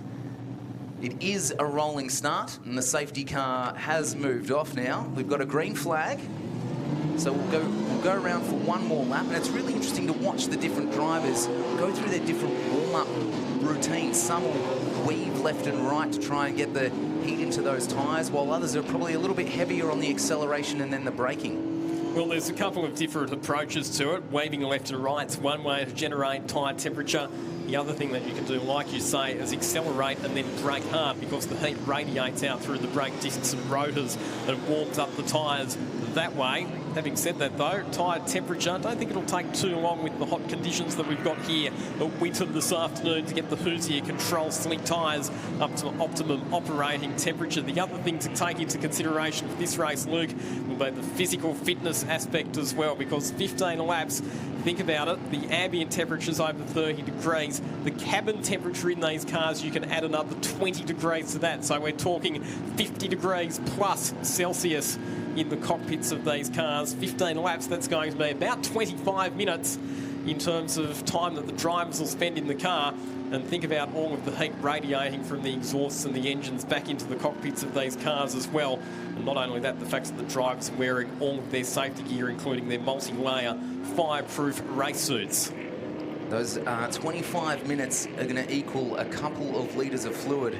I was lucky enough to ride in the two-seater one of these 2 days ago when it was much cooler, only about 20 degrees. And I was doing nothing. I was just hanging on in the passenger seat. And I reckon I sweat out at least a litre in just those 3 laps. So they are definitely under some grueling conditions in those cars today. As they round turn 10 into formation, I do love the rolling start, Lockie. It's always exciting, and it's always about reflexes. We watch for the light to light up to let us know that we're about to get underway, and the cars are under heavy scrutiny at this point because they cannot jump. They cannot jump on those accelerators until that light goes out. So safety car pulls into the pits, and Murray Kent and McLaughlin will lead them around the final corner onto the main straight. The light is on. Here we go for the Promax TA2 Muscle Cars. Race number 4, the light is out and we are away, and it is Murray Kent with the inside line into turn 1. On board with Russell Wright a little bit further back. Murray Kent muscles out John McLaughlin on the exit of turn number 1 and 2 and goes through to take the lead. We've got a few cars running wide off the road. Warren Truant, one of the drivers, to take an excursion down there at turn number 1. Damage to the number 71 car as well as he works his way back onto the circuit. The number 888 car, and Warren Wadley potentially involved in that as well. But great to have onboard camera shots bringing us all of the action in this race. Russell Wright on the attack on this opening lap, looking to make up some early positions. As we head back to our leaders, Murray Kent, McLaughlin all over his bumper at this stage. He's going to apply pressure early, try and force him into a mistake, because he's not going to want to settle for second. And as we look a little further back, you've got Coolidge right there as well as Coulter. And I think it was Cheney behind him, the rookie. Indeed it was. So Graham Cheney running up inside the top 5 once again. He'll be battling it out with Brett Nile, but here comes Russell Wright, moved down the inside into turn 10. This is for a spot in the top 5, and he makes it stick, Russell Wright. So he's gained another 2 positions on the opening lap of this final TA2 race of the weekend. So McLaughlin eyeing up a manoeuvre here. A lot of curb there for Kent, getting 3 wheels left on track there as that back right-hand corner lifts completely off the ground. Into turn 1, he'll still lead. Oh, but McLaughlin all over him, just sliding up the inside there. Beautifully done. Great drive out of turn 2. We haven't seen a lot of overtakes there this weekend. And Murray Kent's going to lose second position as well. Michael Cooley down the inside into turn 3. And looked there like there was a bit of dust just on the racing line and on the braking approach to turn 1, and that has caught out Murray Kent. We saw how loose the number 74 Camaro got on the exit of turn 2. That cost Kent some valuable momentum and ultimately cost him a couple of positions. As we take a replay of what happened at turn 1. A look at the top of the shot. That was Christopher Formosa there in the number 49 Dodge Challenger, which has already sustained damage this weekend. And he got into the side of another car. Warren Truan, as I mentioned, was involved in that contra-top, and Christopher Formosa's headed back on into the pits, so not what the Allgate Racing team needed. More damage to that car. I think he also took out a couple of double ASA signs down there at turn 1. As we take a look now at Michael Coolig sitting in third, and Kent behind him now after that terrible drive out of turn 2 on the previous lap. Incidentally, Formosa has rejoined the racetrack after that spell in pit lane. But John McLaughlin now has the thing that he has been wanting all weekend. Some clear track to put his head down and see just how much performance and pace he can extract from that number 17 Mustang. As we take a look back, there's Russell Wright looming as well. As Coulter tries to line up a move on Kent. Kent getting very defensive into the middle of the track there. Nothing doing for Coulter. He'll have to tuck back in around turn 3. As we head into turn 4, the car's loving those new ripple strips on the entry and exit of turn 4, giving them some fantastic drive into turn 5, the longest, fastest corner here at Winton. Kent still doing well to hold off Coulter, but a sea of, would we call that blue or aqua in his mirrors? I like aqua. It sounds more classy, doesn't it, when you describe it as aqua? It's sort of a mixture between blue and green. Back on board with Mark Crutcher down in 13th. He is all over Peter Hurd, slipping up the inside there. I think that was turn 6 and 7. Mark Crutcher getting the job done there with a working clutch this time. And also, the other car that he overtook there was Warren Truan. We look back to the battle for honours in the rookie class between Graham Cheney and Graham Smith up there once again with him. Cheney has the upper hand at the moment. Will he hold on though, because Smith in that Mustang is looming large as they round turn 12 onto the main straight one more time. This is where Simon Tabanor will be on the radio to Graham Smith, just giving him a bit of coaching about the situation, telling him what his lap times are relative to Graham Cheney. When you look at it, Smith's been a bit faster than Cheney right throughout the weekend, but he's also made some more mistakes, which is why Cheney has ended up in the higher position. John McLaughlin, fastest lap of the race, 1 minute 26.0 set on the previous lap. It's only a tenth of a second away from the fastest lap time that we've seen in race conditions so far at Winton this weekend, which shows that McLaughlin, now that he's got clear track, is able to fully maximise the performance of that Mustang. Russell right now able to maximise on Coulter's locking of the brakes there around turn 5. He just lost a lot of drive, and that made it very easy for Russell just to sneak around there, who claims another position and will now be up into the top 4 as he continues to make his charge towards that top spot. As we go down to the pits, there's car number 20. It's such a shame to see any car in the pits. Darren Berry, former Australian GT competitor, having a spell in pit lane. Not very competitive right now, Lockie. As we come back to our battle of the rookies, Smith still behind. Can't get past Cheney. Cheney's latched onto the back of Michael Coulter, so this is becoming a three-way contest for positions 5, 6 and 7 between this trio of drivers. Graham Cheney, who hails from Bathurst, not done any circuit racing on 4 wheels, but has done off-road racing on motorcycles. So I suppose vehicle control is something that he's got a bit of experience at. In any case, he's done a very good job of adapting to the challenges of circuit racing this weekend. Coulter just looks like he's struggling when you compare that car to the 2 rookies behind him.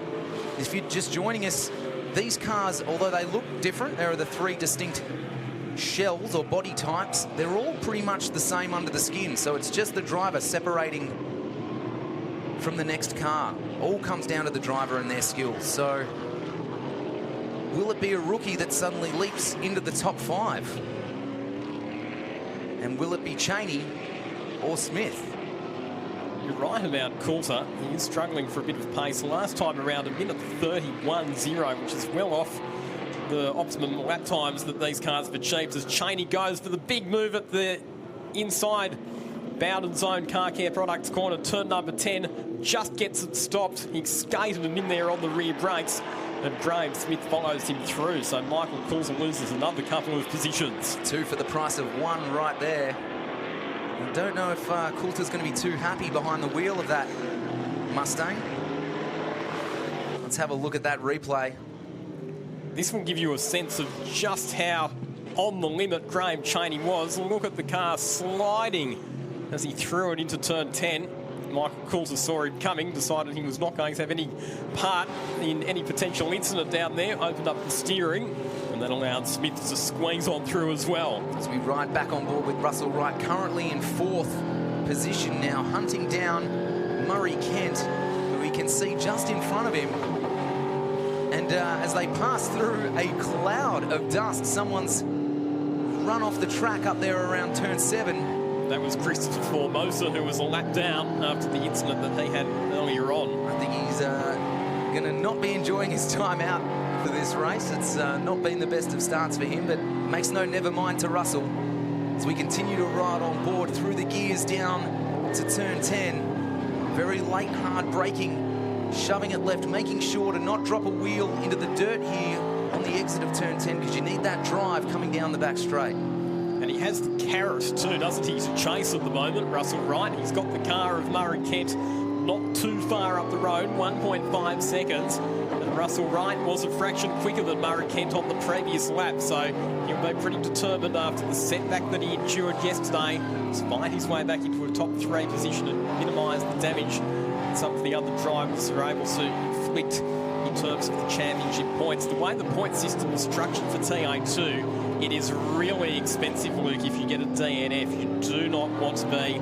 parked in pit lane or on the sidelines. It will cost you very severely. Still on board with Russell Wright. This is fantastic to see. Kylie, I believe you've got some updates for us in pit lane. Yes, as we saw, the car of Darren Berry's come in, mechanic, engineer, chief of all things in the lane for the team. Lily, what's happened? Basically, the heat protectant for the body of the car has come down. He may have hit something whilst out on the track, and it's basically just hanging right above the exhaust, and it's just giving off a really bad fume in the car, and he just can't really cope out there with how hot it is as well. Unfortunately, we can't pull it off, so he's just had to... Yeah, he's had to come in, unfortunately. Such a shame, doing really well too. Yeah, this is one of his best results that he's had, really, in the season from about 2017 onwards. So we're really excited. Everything was going nice and perfectly for him, but yeah, that's darn racing, isn't it? That's not true. Thanks, Lee, for the updates. Thank you. Thank you, Kylie. And while we were chatting there to Lily, unfortunately, Russell, in his efforts to charge through the field, has gotten a little bit loose around turns 6 and 7. Here's the replay right now, and sent the car very wide, facing in all kinds of wrong directions. It's actually up at turn 6, so he's ended up across on the inside of the road there at turn number 7 and rejoined just to the other side of that marshal's post up there. That's a shame for Russell Wright, because he was on the march forward, and we had the bird's eye view of that from his onboard camera as well. Thanks, Kylie King, as well, for bringing us that update with Darren Berry. Not ideal that heat protector's been dislodged, and as you can imagine, Luke, from a driver's safety perspective, best thing to do rather than risking the driver's health to call it a day in that situation. But these two cars are not calling it a day. This is the battle for the rookies that we've been talking about. But it is still Graham Chaney in front. Graham Smith behind, who just doesn't seem to be able to get that Mustang around that Camaro. He's doing everything he can, but that Camaro seems to be twice as wide. He got a good drive out of turn 9, Graham Smith, but not quite close enough to make the move into turn 10. Again, it'll just be a case of him keeping the pressure on Graham Chaney and trying to force him to make a mistake at some point. Of course, these cars are so evenly matched, as you touched on before. Under the skin, they are pretty much identical. It comes down to the driver's skill. Fair few car setup adjustments that you can make as well. In a longer race like this, a bit of strategy plays out, particularly with things like tyre pressures Do you set the car up to be strong early and try and get a margin, or do you set it up to come on later? Graham Cheney, we were talking about the pressure. Graham Smith was applying it. And while it's Cheney who's not made mistakes this weekend, he has been forced into one down at turn 1. Locks the rear brakes, fires it off the road. Graham Smith says, thank you very much, I'll take that. And it is all about the concentration. One momentary lapse and boom, you're in the weeds. Race over. And it all went wrong for him right there. As soon as the back steps out, when it goes wrong very quickly. And they're not the easiest cars to save once you see the back end coming around that driver's side window. It was only just fractionally too late, I think, that he braked there heading into turn number 1, Graham Cheney. But that has sent him backwards a couple of positions, that mistake. Let's head up the order now, because this is the closing battle for second. So we're looking at Michael Kulig here in the number 7, who's being hunted down by Murray Kent. Now that gap was a good 2 seconds not that long ago. Let's see what it is now. So Kent's got it down to just over 1 second. It was 2/10 quicker that last time through. John McLaughlin pulling away at the front of the field. 6.4 seconds the margin first to second. The other important thing that we have to start thinking about as well at this stage, the overall round results. So at the moment, John McLaughlin with 214 points for the weekend would win the round overall. Murray Kent, 207 points, second for the weekend at this stage. Michael Kulig sitting in second position on the road. He would round out the overall podium on 201 points. Of course, now that I've gone through those results, they'll probably change. We'll have to redo the calculations. But here is John McLaughlin. Something about number 17 Ford Mustang and dominating motor races. Been a bit of a theme in Australian motorsport for the last couple of years. The Ford fans will be absolutely loving this. But again, you don't want to take anything away from John's drive. He hasn't set a foot wrong, has he? Once he's gotten out front, it's his race to control, and he can run it the way he wants to as we jump back on board with Mark Crutcher coming through turn 5. Oh, it's great to see those onboards. I'm absolutely loving those, but gets it a little bit wide there. Slightly missed the apex, wouldn't you say? Having to work hard to try and keep Warren Truan at bay, and also Peter Hurd. So this is the contest for 8th, 9th and 10th position. Mark Crutcher, really good job coming from the rear of the field up into the top 10. Another driver who just continues to improve and go better and better every time he drives one of these TA2 muscle cars, having come out of Pulsar Racing in New South Wales. Warren Truan's obviously pushing very hard. We saw him just lock up there a couple of corners ago.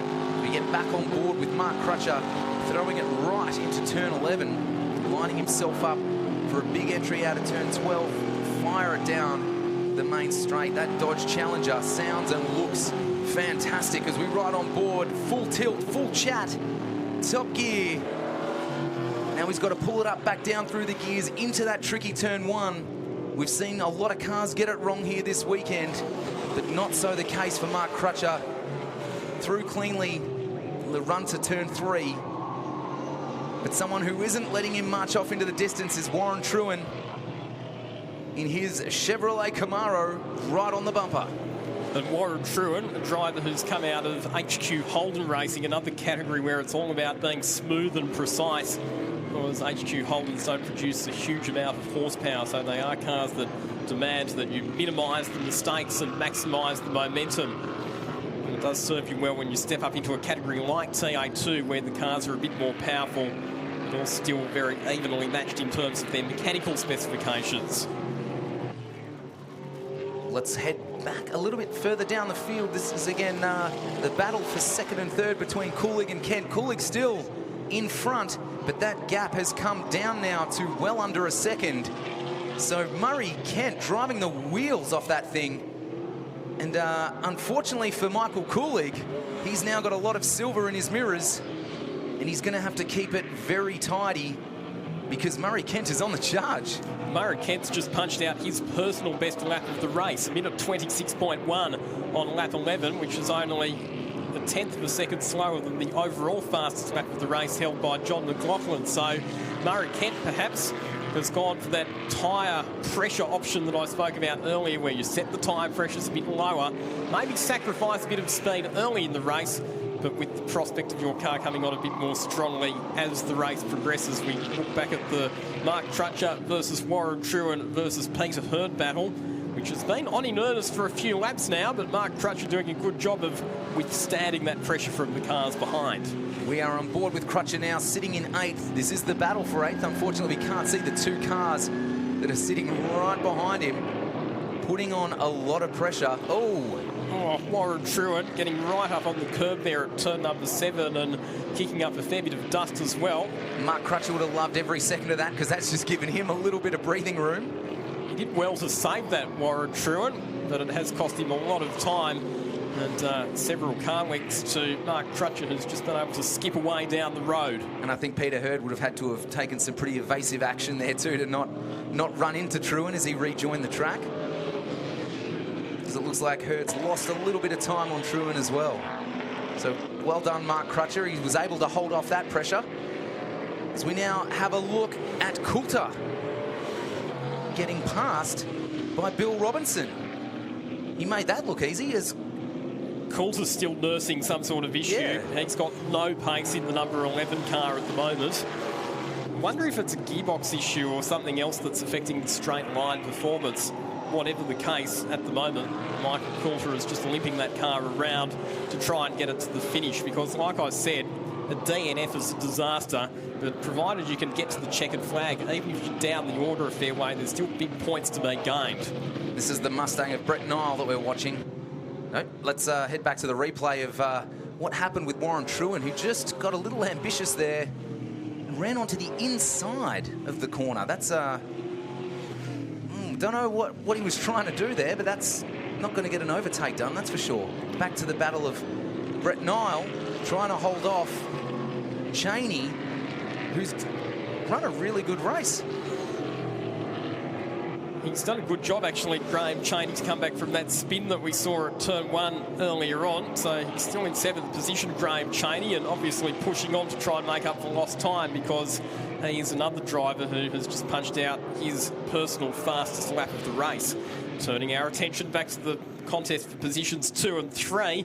Only half a second separating Michael Coolidge and Murray Kent. And once again, it was Kent who was 0.4 of a second quicker than Coolidge on the previous lap. As they start to charge through some back markers there, Chris Formosa doing a good job in the general lead to get out of the way and not impede the fantastic battle going on between these two. Oh, as we see Cheney now, unfortunately, that's his second big mistake of the day. And he's taken Niall with him by the looks of it on this occasion. And once again, that is down at turn 1. So a contretemps between a couple of our series rookies. And as we say that, Kent is now right on the bumper of Coolidge. This is going to be very interesting. Heading down to turn 11. Who's going to get the better drive back onto the main straight? And big damage to the left rear of Graham Cheney's car, and he's going to drive that off into the infield, so that'll be his day done, unfortunately, after such a strong debut performance in the number 51 car. Here's a replay of what happened between him and Brett Nile at turn 1. And once again, just a bit too late under brakes. He's made contact with the rear of Brett Nile's Mustang and sent them both flying off the racetrack. Unfortunately, that was all Cheney's fault. No one else to blame there. Could have been. So there was obviously something broken in the left rear of Cheney's car. We are now on the last lap, incidentally, but it could have been that the failure in the left rear was what contributed to that incident as well. And it looks like Michael Coolidge's done everything right to stay in position 2. But once again, the story is all about this man, car number 17, John McLaughlin. Again, another strong race, and it bodes well for his season ahead. As we look at our leader, a good 8 seconds in front in clear air, just nursing that car easily back around to the start-finish line, where he'll take line honours once again. So not only will he win the race, but he will also win the opening round of the TA2 Muscle Car Series presented by Promax Performance Exhausts at Winton. What a performance it's been. John McLaughlin is your round 1 winner. The TA2 cars here at Winton Motor Raceway. And a comprehensive win it was as well in the end, Luke. More than 8 seconds back to our second place driver, Michael Coolidge. And just holds out Murray Kent by 7/10 of a second in the battle for positions 2 and 3. And in shot there was a back marker, Michael Coulter. Unfortunately, I'd love to know what was going on in that car, because we just watched him plummet down the order like a stone. So obviously nursing some sort of issue. There he is on screen, the number 11. No idea what happened to him. It was such a strong start, and then all of a sudden, he just plummeted. Back on board with Russell Wright. Russell Wright recovering from a spin that we saw up at turns 6 and 7. And Hanks managed to recover for what will be a top 5 finish in car number 55, but still very much a weekend of what might have been for Russell Wright after the supreme performance that we saw from him in qualifying, where he took pole position and won the opening race. The 2017 champion takes this very seriously. I think he's going to be kicking himself. He's going to be pretty disappointed coming out of this weekend, so I'm really looking forward to seeing what he brings to the next round, because this battle is far from over. Mark Crutcher, that's the drive of the race for me. Back of the grid up to 6th position. He will have loved every minute of that race, Mark Crutcher. Fantastic performance from the driver of the number 4 Dodge Challenger. Confirmation of your race results. Warren Truan in 7th position, followed by Brett Nile, Peter Hurd and Christopher LaRosa rounding out our top 10 finishers. The Promax boys will be loving this. Also, Graham Smith, 4th position, his best race result of the weekend and best of the rookies. And fantastic drive from Graham Smith. The battle of the Grahams, as you called it earlier on. Unfortunately, Cheney,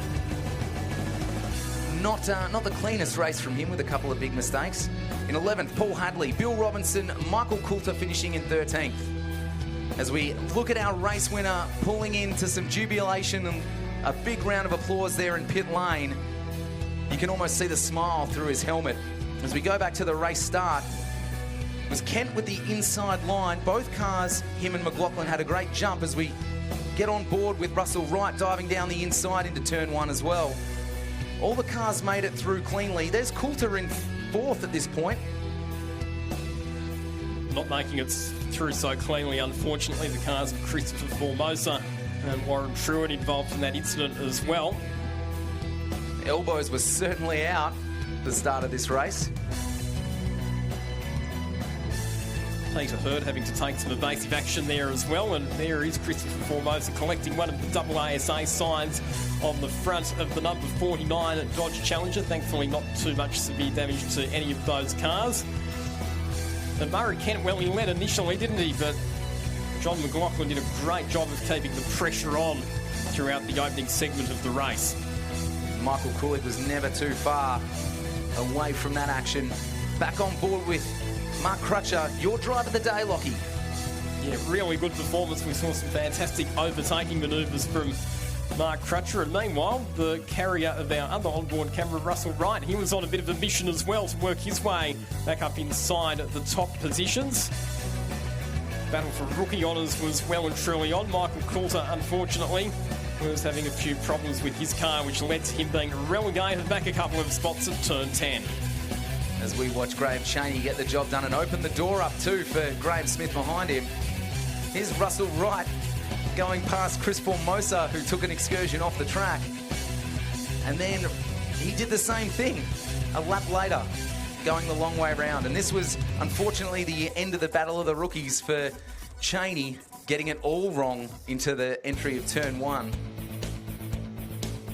But your race leader at this point, soon-to-be race winner, McLaughlin, just storming away. This was a good battle, wasn't it? Mark Crutcher, who had done such a great job of picking up positions, then found himself having to play a bit of defence to hold out Warren Truan and Peter Hurd, but it was Crutcher who kept it mistake-free and on the black stuff. Brett Nile, too, was trying to make that Mustang very wide as he was hunted down by Cheney, who was trying to make up for lost time. Cheney driving a little bit too hard and unfortunately completely missed his braking point there and took Nile with him. So it was actually the contacts from the back of Nile's car with the left rear of Cheney's car on the rotation that caused that damage. And back again to the battle between Coolidge and Kent for second. But it just opened the door and left it wide open for McLaughlin to walk away with it as he strolled into the sunset once again to take another fantastic race victory here at Winton. So full credit to him, hats off. He's had a great weekend. A little bit of luck involved there yesterday, coming off better than Russell Wright with that incident into turn 5 in race 2. But that's motorsport for you, Lockie. It can be a cruel mistress, and sometimes it's all about right place, right time. So let's go down to Kylie in pit lane with our race winner. Well, John McLaughlin, you're a little happier to see me this time round. You're a little cranky after this morning's race, but you're pretty happy now. Yeah, I mean, all weekend we've had the pace to be at the front, and I just haven't been able to utilise it too much. So to get that pass done early on in this race allowed me to put a gap on the rest of the field, show what pace we actually have in the car, and yeah, I had a good race. And how important is it for you to leave this weekend winning the round as well? Obviously, it's a great start to the season, so we're in it for the long haul, get the championship, go for that. So to come out on top after the first weekend is a perfect way to start, really. Yeah. Well, congratulations. Enjoy it with your team. It's well earned, I know. I can tell, John. It's pretty hot work out there. Second in that race, and a great weekend for you too. Michael, you've really earned that one, haven't you? Oh, yeah, that was tough. That was real tough, but it was probably that's the best result I've had. I thought third was it, and we bettered it by 1, which is really good. I'm really, really happy with that, and I'll take it. And I never felt this good in a long time, especially in this category. It is hard racing, and it's really close. And when you can do well, oh, man, it's so rewarding. You just, elation, man. God, so good. He doesn't even look like he's broken out of sweat. I don't believe it was as hot as you say it was. I'm puffed, yeah, I'm puffed. Don't sweat much, so. Don't sweat much, look cool as a cucumber. And we might head over to our third place winner, Murray Kent. By contrast, you do look a little puffed. Geez. Tough racing in these conditions. Oh, it was, yeah. Forgot the cool soup, that's all right. Yeah, we got there in the end. Yeah, tried a different strategy with tyres and a bit weaker at the start, but congrats to John and Michael. They did a fantastic job. And you say it is a bit of a strategy game with tyres and tyre pressures and setups, and it just cost you a little bit in the end. Oh, I did early on, but that's a mistake we'll learn from. Yeah, I nearly stuck in the wall, so but I didn't, so that's good. But great weekend. Commiserations to Russell Wright and a few others that banged up their cars. Rusty probably missed out on top spot this weekend, unfortunately, but John's clearly a superstar of the future. So, yeah, congrats to him. Terrific. So nice opening round, and you got there in the end, and what Had a great weekend. Thanks to my crew, Phil, Jason, Gary. Couldn't have done it without them, and g'day to Julie and the kids as well. All right. Better let you cool down. No cool suit. That makes it tough conditions in 30-plus degree heat. There you go, Luke. Pretty excited at podium winners in TA2 Muscle Cars. Lots of smiles down there for sure, Kylie. Can you ask him if you can borrow a cool suit? That might come in handy in these sorts of conditions. As we get set for our next race, the Thunder Sports Race 4. This is going to be 12 laps of fury because, Lachlan, it is going to be a reverse grid start. So that is going to be sure to shake things up from the get-go. Correct. So the way this will work is that the grid positions will be reversed within the classes. So the Class A cars will still start at the front of the Class B cars, but the positions within each of those classes will be inverted. So that sees the Lotus of Hayden Morrell starting on pole position. Brent Edwards alongside him on the front row of the grid. Merrick Maloof and Daniel Flanagan off the second row, back then to Sam Collins and Brett Mitchell. Corey Gillett next ahead of Mark Tracy. And then we go back to Stephen Shilby and Nathan Rourke. There is confirmation of your top 10 starting positions. I can't wait to see Stephen Shilby carve it up from position 9. This is going to be very interesting. But then again, that Lotus Exige, if it's got some clear air out the front into turn 1 and 2, could find itself with a little bit of a lead. Don't know if Brett Edwards is going to have anything to say about that, though. Get the elbows out into turn 1. And so the Class B cars, incidentally, so it'll be John Rostevsky and Owen Boak ahead of Daniel Van der Hayden and Damien Hunter, and then Josh Dow and Jackson Rice. Just to clarify the situation there, if you were a non-finisher, you still have to start behind the cars that finished. So that's why Nathan Rourke and also Josh Dow and Jackson Rice are starting at the back of their respective classes. Once again, we've got some live onboard shots coming in from this race, including from one of the drivers who has been a bit of an excitement machine this weekend on board the diminutive but mighty Renault Clio. Damien Hunter, always loved to see that little Renault nipping at the heels of the bigger and more powerful cars through the Winton Circuit's tight and technical corners. This is definitely one of your favourites, isn't it, Lockie? one of your favourite cars, one of your favourite drivers. Damien can really drive the wheels off this thing. It's put slick tyres on it and it can carry an extraordinary amount of corner speed, front wheel drive. Done a lot of work in the off-season focusing on making the thing as light as it possibly can be, because that's one of the advantages as well, is the power-to-weight ratio. And he has won Class B in all 3 of the Thunder Sports races that we've seen so far. The car at the head of the queue, incidentally, just the lead-out car with the yellow lights on the roof. Paul Cornell, who's one of the track maintenance staff here at Winton Motor Raceway. Normally you would see him racing in Thunder Sports, but he had a lot of work to do on the track edges, so couldn't quite get his car ready for racing, but still loving being part of the action here at Winton this weekend. This is going to be a fantastic start. Once again, it is a rolling start. You can differentiate the classes, Class A and B, by the stickers on the windscreen if you're out in the crowd today. So the Class A cars all have white banners across the top of their windscreen, and Class B have the black banners. So as we prepare to get underway, the cars are rounding turn 11 as we speak. The safety car has pulled off. We wait for the lights to confirm we're about to go racing. They are on. We are set to go racing for Thunder Sports Race 4 as we wait for them to go out and who's going to get the jump. Here we go at Winton for Race 4 of the Thunder Sports, and it is the Lotus Exige with the inside line into turn 1. Daniel Flanagan, though, round the outside and contact, which is going to say Morell's car spin in front of the pack. Cars going left and right to take evasive action, and thankfully, I think they've just about all missed a head-on collision with that Lotus. He got squeezed up on the inside there by Daniel Flanagan, who was on the outside, and unfortunately, the car that started this race at the front now goes spinning all the way to the tail end of the field. It's pure math. 2 does not go into 1, and the straight narrows from 11 metres to 8 metres as they get to turn 1, as we jump on board with Damien Hunter, who's trying to get past the Mazda MX-5 of Owen Boak, staring at the tail lights. This is fantastic footage. Look at him work that wheel. Could look to cut in on the inside here of turn number 7. We've seen a few cars get the job done here. Did Damien get it done? He has.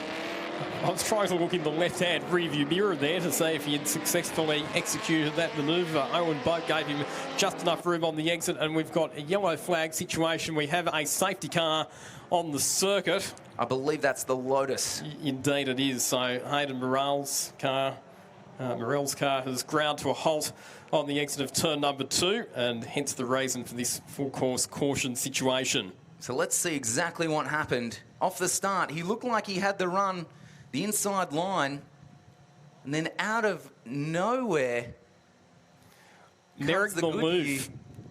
Oh, you'd think he got a bit of a tap at the back there from Merrick. I think so. I think that replay tells the story. How good was the evasive action from the rest of the field to avoid colliding with Morell's Lotus? Cat-like reflexes, and we just saw Sam Collins there at the very front of the picture. He did well to avoid the wall. That would have come up on him very quickly, but unfortunately that is the end of the day for car number 861, Hayden Morell. We were looking forward to seeing what that Lotus Exige had, and unfortunately we're not going to get a chance to see it. So under safety car conditions, Daniel Flanagan, the leader of the race, Merrick Maloof second. Back to Brett Mitchell, Mark Tracy, Cora Gillett, Brent Edwards in 6th, Stephen Shilby 7th, ahead of Sam Collins. Both those drivers got caught out there, having to go wide and off the road to avoid the Lotus at turn 2 at the start. Damien Hunter, this is a reverse grid race. Hey, check that out. He's already come from the back of Class B to the lead of Class B within 1 lap of racing. So this safety car has not hurt him at all, because now it gives him a chance to try and get the jump on Sam Collins just in front of him. That's going to be a bit more of a task though, because that's the Class A cars just ahead of him. Looking kind of calm there. And again, this safety car's not going to hurt a lot of the Class A field, or the likes of Stephen Shilby, who's sitting in 7th, who's probably quite happy about the fact that the grid's being bunched up again. Because, as Lockie was just saying, they all had to take some fairly evasive manoeuvres to avoid that Lotus through turns 1 and 2. So if the race had continued, they would have been making up a lot of time, whereas now under safety car, that's been done for them. They've all been forced to bunch back up. What they will have to be a bit mindful of here at the race start, though, Luke, is not to overtake or overlap before the start-finish line. It can be very tempting when you've got a slower car in front of you to pull out before you actually get to that control line. And if you do that, you will incur the wrath of the officials and you'll be on the receiving end of the penalty. And the stewards are certainly all over it. They're watching for anything. We want good, clean, safe, fair racing. So lights are out on the safety car, so we will get a race start this time around. Once again, great job from the recovery crews to remove that Lotus from the track very, very quickly. And it is car number 55, Daniel Flanagan, that will lead them through the green flag down the main straight with 10 laps remaining now as they cross the start-finish line into turn 1. And how's that, Mark Tracy? Where did you come from? That must have been a fantastic little restart. Brent Edwards has fallen back off the race start there as well, but Mark Tracy on an immediate charge up the inside. This is for the lead. Move on Daniel Flanagan at turn 3. Now reigning champion in the number 1 BMW E36 is back to the front, or is he? No, Flanagan fights back. A determined switchback manoeuvre from the Canberra driving instructor back down the inside. And Flanagan will try and keep Tracy at bay for as long as he can. I think the red mist has truly descended on that red BMW of Tracy. And I think he's really out for redemption. I don't think he's enjoyed the first couple of races sitting behind Chilby for as long as he had. So he's out to prove something in race 4 today. All over the bumper of that Goodyear number 55. Flanagan having to do some very tidy racing just to hold him off. But around comes Tracy. He's going to have the outside line. Can he outbrake? He does. Regains the lead. A classy move there as Flanagan tucks back in behind Tracy on the charge down to turn 11. And Brett Mitchell lining up for a move on Daniel Flanagan as well. The number 8 Oz truck goes to the inside of the HSV GTS. But Flanagan a bit stronger under brakes. Doesn't have the horsepower, though, to draw back alongside for the switchback. Corey Gillett's made pretty handy progress. And here comes Stephen Chilby, the winner of races 1, 2 and 3. He's going to make a parade line across the start-finish line for the run down into turn 1. And he'll grab 2 spots for the price of 1. Stephen Chilby, he's up to 3rd spot. Corey Gillett trying to go around the long way on Flanagan. And they're still bumping panels into turn 3. But Corey's going to be pushed wide, which could give Sam Collins the chance to sneak up the inside. It does. Flanagan running wide, dropping some tyres onto the dirt. That's going to slow his run to the sweep. Great awareness and great opportunistic move there for Sam Collins in the number 64 Nissan Silvia, taking advantage of Corey Gillett just getting forced a little bit wide of the ideal racing line to fire it down the inside. And here comes Collins again as they round turn 7. But he's going to look for a quick move up the inside, try to dispatch Flanagan as quickly as possible as we ride on board with your man, Damien Hunter, in the Renault Clio, Lockie. He's working that steering wheel. Stuck behind Brent Edwards, who, again, we want to give a bit of a shout-out to, has done a fantastic job just to have that car on track this afternoon. Bailing out on Friday after an accident all the way back down to Melbourne to fix the car to get it back on track. That's a solid effort. And then to have to fix a radiator after some problems in race 1 as well. It's been a never-give-up attitude that has kept Brent Edwards on the racetrack this weekend. Seeing as it's our job, Lockie, he could be in definite contention for the Hard Charger Award. If that's the way that it goes, I'm certainly not going to disagree with you, and I don't think there'd be many people that would. So Gillett behind Collins now through turn 2. Flanagan not far behind either. Let's not discount him from this battle. As we watch Collins over those lovely new curbs on the exit of turn 3. Back to Damien Hunter now on board. And this is where the Renault's strong under brakes into turn 3. You can see how much extra corner speed he's able to carry, but Brent Edwards was awake to it. Made sure that he kept the door shut so the Renault wasn't able to slip up the inside. Where it will start to get a bit tricky for Brent Edwards, though, is this next sequence of corners, because this is where the Renault is so strong through the rapid direction changes through turns 7, 8 and 9. That Renault is just seems to be on rails through those corners. He can keep a really tight line. I think Brett Edwards' horsepower is the only thing that's keeping him there at the moment as we go to Chilby, who has somehow jumped Tracy. He has, so we've had a lead change at the front of the field. Stephen Chilby was motoring his way past cars. He'd set the fastest lap on the previous race, on the previous lap, 1 minute 28.3.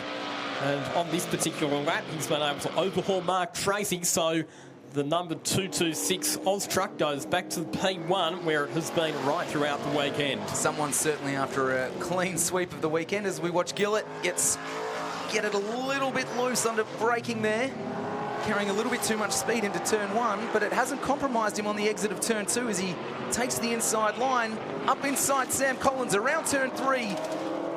That's going to get the job done out of turn 4.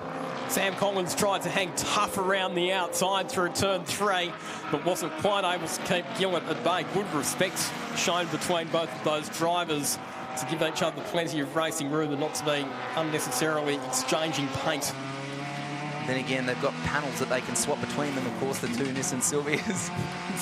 Always keen to help each other out. We jump back on board with Damien Hunter, still stuck behind Brent Edwards. That BA Ford Falcon just doing enough to stay in front. Now let's have a look here at how Stephen Chilby got into that first position. Geez, he did that easy on the run down to turn 10. Oh, no, not turn 10. No, you're right. I think it was, yes. So the left-hander there. So he was actually on the outside there for Bowden's Car Care Products turn number 10, but was able to swing across the front of Mark Tracy. And that was a decisive move for the race lead. There's definitely a clear difference in horsepower between that Oz truck and the BMW as we watch the greeny-yellow livery of Brett Mitchell cross the start-finish line. He's currently sitting in third. As we go back to the race leader, and again, we have to ask the question, Lockie, does Tracy have enough in the tank for that BMW? Can he catch him? I'm not sure that he can. I think that Stephen Chilby, you look at the lap times that he's been achieving, is very much the class of the field. And just to add a bit of difficulty into Mark Tracy's race, the officials have imposed a 10-second post-race time penalty on car number 1. Now, remember, cast your mind back to the safety car restart, Luke, when he blasted across the start-finish line, and it looks like he made up several positions. I certainly had wondered where he came from. I have a suspicion that he's transgressed by overtaking before the start-finish line, and the officials have stung him for it. So let's head a little bit down the field here to Josh Dow, who's being hunted down by Owen Boak in the MX-5. A slight difference in horsepower between those two cars, and then behind Boak you've got the VN Commodore of Daniel Vanderheyden. So a good little battle there for 10th spot. And also for what will be third position within Class B as well. Back on board with Damien Hunter, still looking in that ever-familiar rear of Brent Edwards' BA Ford Falcon. You just can't get past him. Catches him in the corners, loses him in the straights. Shifting up to fourth gear, Damien Hunter on the run into turn 11, and then shifting back to third, back to second. These final two corners on the racetrack. Halted in second gear through turn number 12. And then we'll be very quickly up to third gear. Shift up to fourth on the run to the start-finish line. Does he need to use fifth gear at all in the Renault turn 1? No, back to third. Taking in third gear through turns 1 and 2. Does he go to have a look down the inside here at turn 3? He's right on the bumper. Edwards puts the car in the middle of the track and says, you're not having any of that. So once again, they go around in the same order. Damien just left to stare at the back of that Falcon, wondering what can he do to get past. Can't get it done here through the sweeper.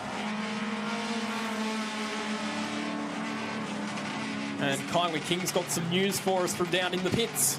Well, look, just the people you bump into, Lockie and Luke. Jordan, boys, we caught up in Adelaide last week for the Super 2, a real Super 2 contender, but you're here this weekend helping out Mark Tracy. Yeah, it's good to get back to the local track and sort of have a look around. But, yeah, Mark's doing really well. He helps me out with my Super 2 stuff, so it's always good to come back and give back a little bit. And, yeah, he's running P2 at the moment. Couldn't quite hold the Oz truck, whatever it is, off. But, yeah, he's having a crack. And I saw you on the tools helping out, as you do when you're not racing. Yeah, I'm not any good at it, but I have a go. So, no, it's something different, and it's good to sort of get back into this level of it a little bit. Obviously, it's pretty elitist what I'm doing now, so it's nice to get to this sort of track and that kind of thing. So, yeah, but I've had a reasonable weekend so far and not too many dramas, so all good.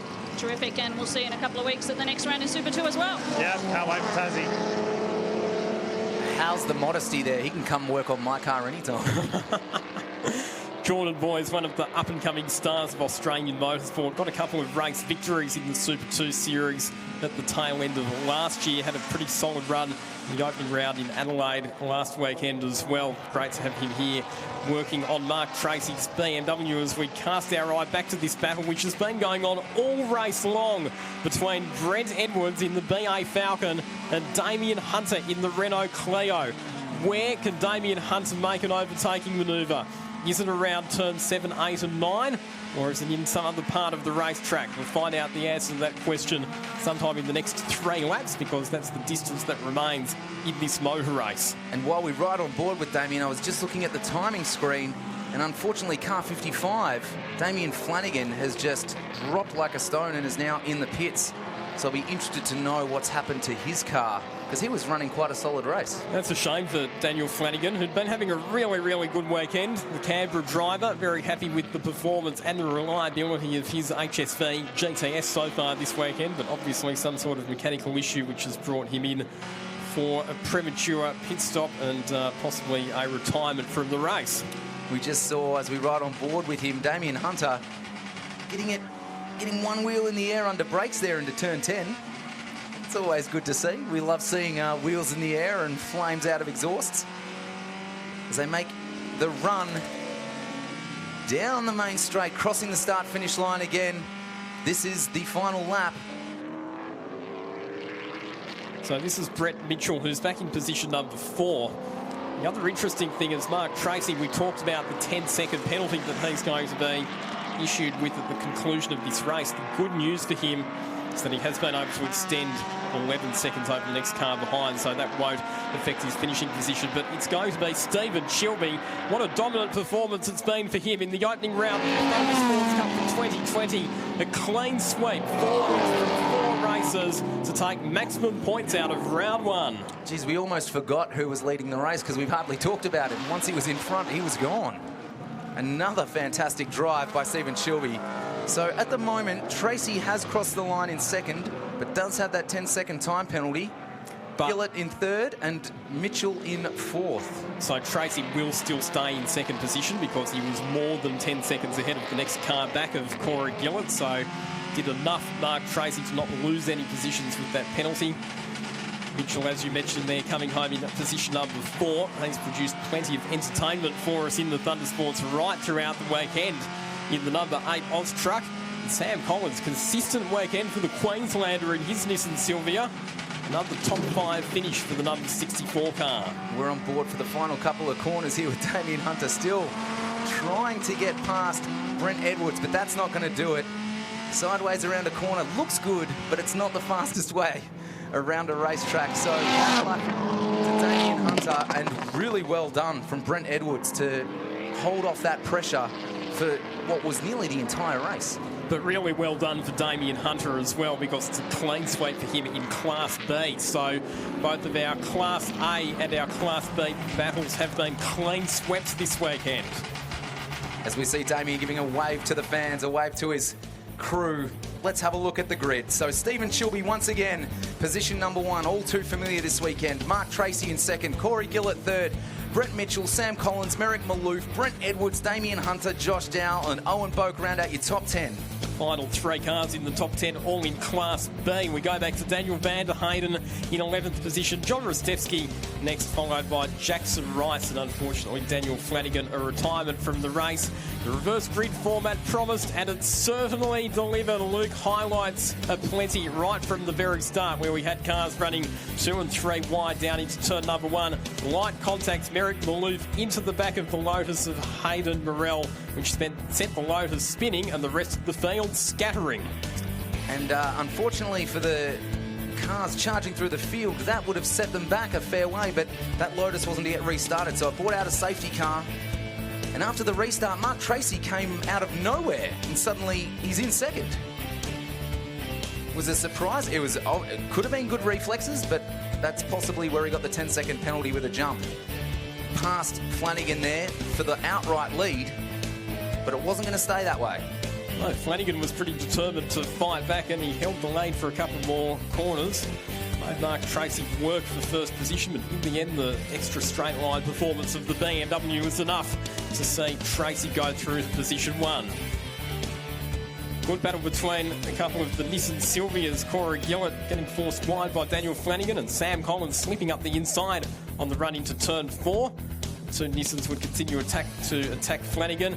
Meanwhile, speaking of attacking, Damien Hunter, the little Renault, was attacking the back of Brent Edwards. He threw the kitchen sink at Edwards, and Edwards didn't flinch. So they would finish in that order. And here comes Chilby charging through the field. And this is where he got the job done, around the outside of Tracy to take the outright lead. Again, back on board with Damien Hunter, still trying to get past Edwards and nothing doing. This went on all race long. This was one of the main action points of the race, because these 2 drivers had an enthralling scrap that kept us captivated. Stephen Chilby, though, put his head down, cleared out a margin, and came home to take another victory, his 4th race win of the weekend, to take maximum points out of round number 1 of the 2020 Thunder Sports Cup. You're absolutely right, Lockie. These races have not disappointed, and I really enjoyed that reverse grid. It really shook things up, and Chilby had to work for that victory.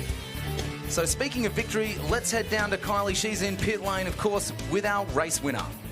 Stephen Chilby, clean sweep, but you had it in front of you in that one, and you've actually got the battle scars to prove it as I look around. Yeah, certainly do. It was pretty hairy coming into turn 1 there. There was an incident, I didn't actually see what happened, but a car spun in front of me and actually took out the side of the car, and a bit of rubbing, but it all sorted itself out, and good clean racing after that. It was good. Yeah, you got some horsepower under her, and she moves through the pack all right. Yeah, it was good. As I think just trying to keep the tyres cooler, and they go off pretty quick, so just try and keep the grip in the car and just be patient, and it all come to me. It was good, yeah. So a nice way to open the account for the year. Oh, definitely. Yeah, it's good jumping on board with Thunder Sports. It's the first event I've done with them, so the whole crew, they're awesome, welcoming, and enjoyed the whole lot. Yeah, it's great. Terrific, and well done. A clean sweep of the weekend. It doesn't get any better than that. No, you can't ask for more. Yeah, no, that's awesome. And another familiar face down here. We'll have another word to him. Our Class B winner again in that race. A clean sweep as well for you too, Damien. You've got the best smile in pit lane. I love it. Yeah, we're having a crack, aren't we? And to come away with 4 wins for the weekend. Started not quite at the back in the last race. There was a few DNFs in the 3rd race. So a couple of cars behind us, but it got through. There was a bit of an incident on turn 1 though. We're lucky to escape that, but that was a great race. I was going to say, any injury reports? Stephen Chilby talked me through a few dings and dangs as he made his way through, but hey, she's still looking pretty racy. No, we've had nothing really go wrong with it. We changed the wheel bearing this morning. We had a wheel bearing failure for the first race yesterday. But apart from that, we've just topped her up with fuel, checked the tyre pressures, and off and racing. Well, what a weekend for you. Well done, Damien. It sounds like you've really enjoyed this weekend. Yeah, I've had the best time, and thanks to AMRS for putting on the event. It's been fantastic. So. Well, there you go. All smiles, as you'd expect, in pit lane from a couple of fellas that have clean swept the weekend in the Thunder Sports Cup. Absolutely right, Kylie. It's been brilliant to watch, and it doesn't get much better with all this onboard footage. And that's going to continue with our next race, which, of course, is our Motorsport TV Miniature Race Cars race number 5. It's a little 10-lapper. It's fast and furious. The cars are out there now. we're about to get underway just as Chad Cotton, the category manager, joins me in the comm box. Welcome back, mate. Hey, Luke, how's it going? It's fantastic, and I think it's about to get better as we get set to go racing one more time for race 5. Of course, it'll be Gary Roberts and Klein to lead them off from row 1. And we got Matt Tulis, BJ Lemon in 3 and 4 as they round turn 11, get into position for the run down the main straight. Again, look for that light to come on, and then we're going to be racing. So here we go for race 5 of the Miniature Race Car Series, thanks to Motorsport TV. The light is on. We're on standby. As we wait for that light to turn off, here we go, and we are racing once again. And it looks like it will be Gary Roberts on the inside, BJ Lemon coming around the long way, and it will be BJ Lemon to lead out of turn 2. This is a copy of the previous race we just had. Here we go. Oh, no. Roberts has got him. Roberts has got him into 3. Oh, that's fantastic, because they were telling Roberts that he should just move out of the way. The power of that V8, you know, it's got the torque to get up the hill by the look of it, so that's good news. But you were saying it doesn't actually have power steering, so he's got to really be working hard in there. No power steering, and I caught up with him in the pits after the last race, and it would have been 100 degrees in that car. It was just the temperature in there was astronomical. So Gary Roberts doing very well out front right now, followed by BJ Lemon, and then, of course, Peter Klein in that Shell Helix livery in the ARC Commodore. It looks like he's finally got it sorted out, so that's good to see. He's been struggling with that the whole weekend. As we jump back on board with Matthew Tulis. Sorry, I believe it's pronounced Thulis, isn't it? Let's go with Tulis. Tulis. I'm sure he'll be happy just to hear his name pronounced, even if it is incorrectly. Yeah, he's been having a few troubles, Thulis, so he's a bit cranky in the car, so let's hope that helps him. And it is Craig White now up into second place in front of Peter Klein. But there is your race leader in that fantastic mini muscle car, number 7, Gary Roberts. He's had a couple of good first laps. I just hope he doesn't fade. I think he starts off well, but the temperature just hits him rather than the car, they tell me. So let's hope he can just withstand the heat a bit. Well, not only heat temperature-wise, but he's going to have the heat of the pressure from BJ Lemon looking to come up the inside here at turn 1. He does, and that's going to be enough to lead out of turn 2. And did Craig White get that a little bit wrong? I was expecting him to be up into 2nd or 3rd there. It looks like he got jammed up there a bit. Back on board with Matt. He's currently sitting in 5th behind Peter Klein. The yellow livery of the back of that Shell Helix ARC Commodore. It's easy to spot, and it looks fantastic. Jeez, look at the way you got to wrestle with the wheel inside there. Yeah, it looks like the anger's working for him. He's trying. The red mist has descended as he throws it up the inside of Gary Roberts. And unfortunately, that could be where Gary Roberts starts to move backwards, because Craig White says thank you and comes around the outside as well. And Purdy passed too.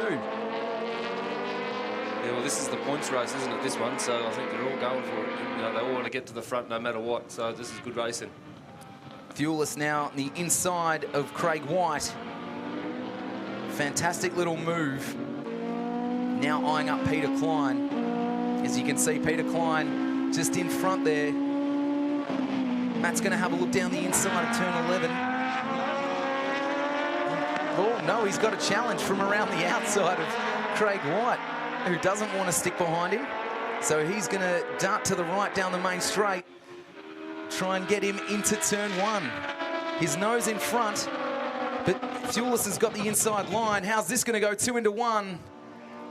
Oh, beautifully done by Craig White.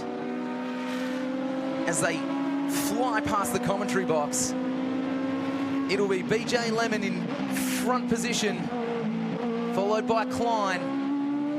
White in 3rd, Thulis in 4th, and Purdy looking to make his mark known. He's sitting right behind as we look at this battle here between Craig White and Peter Klein for 2nd spot.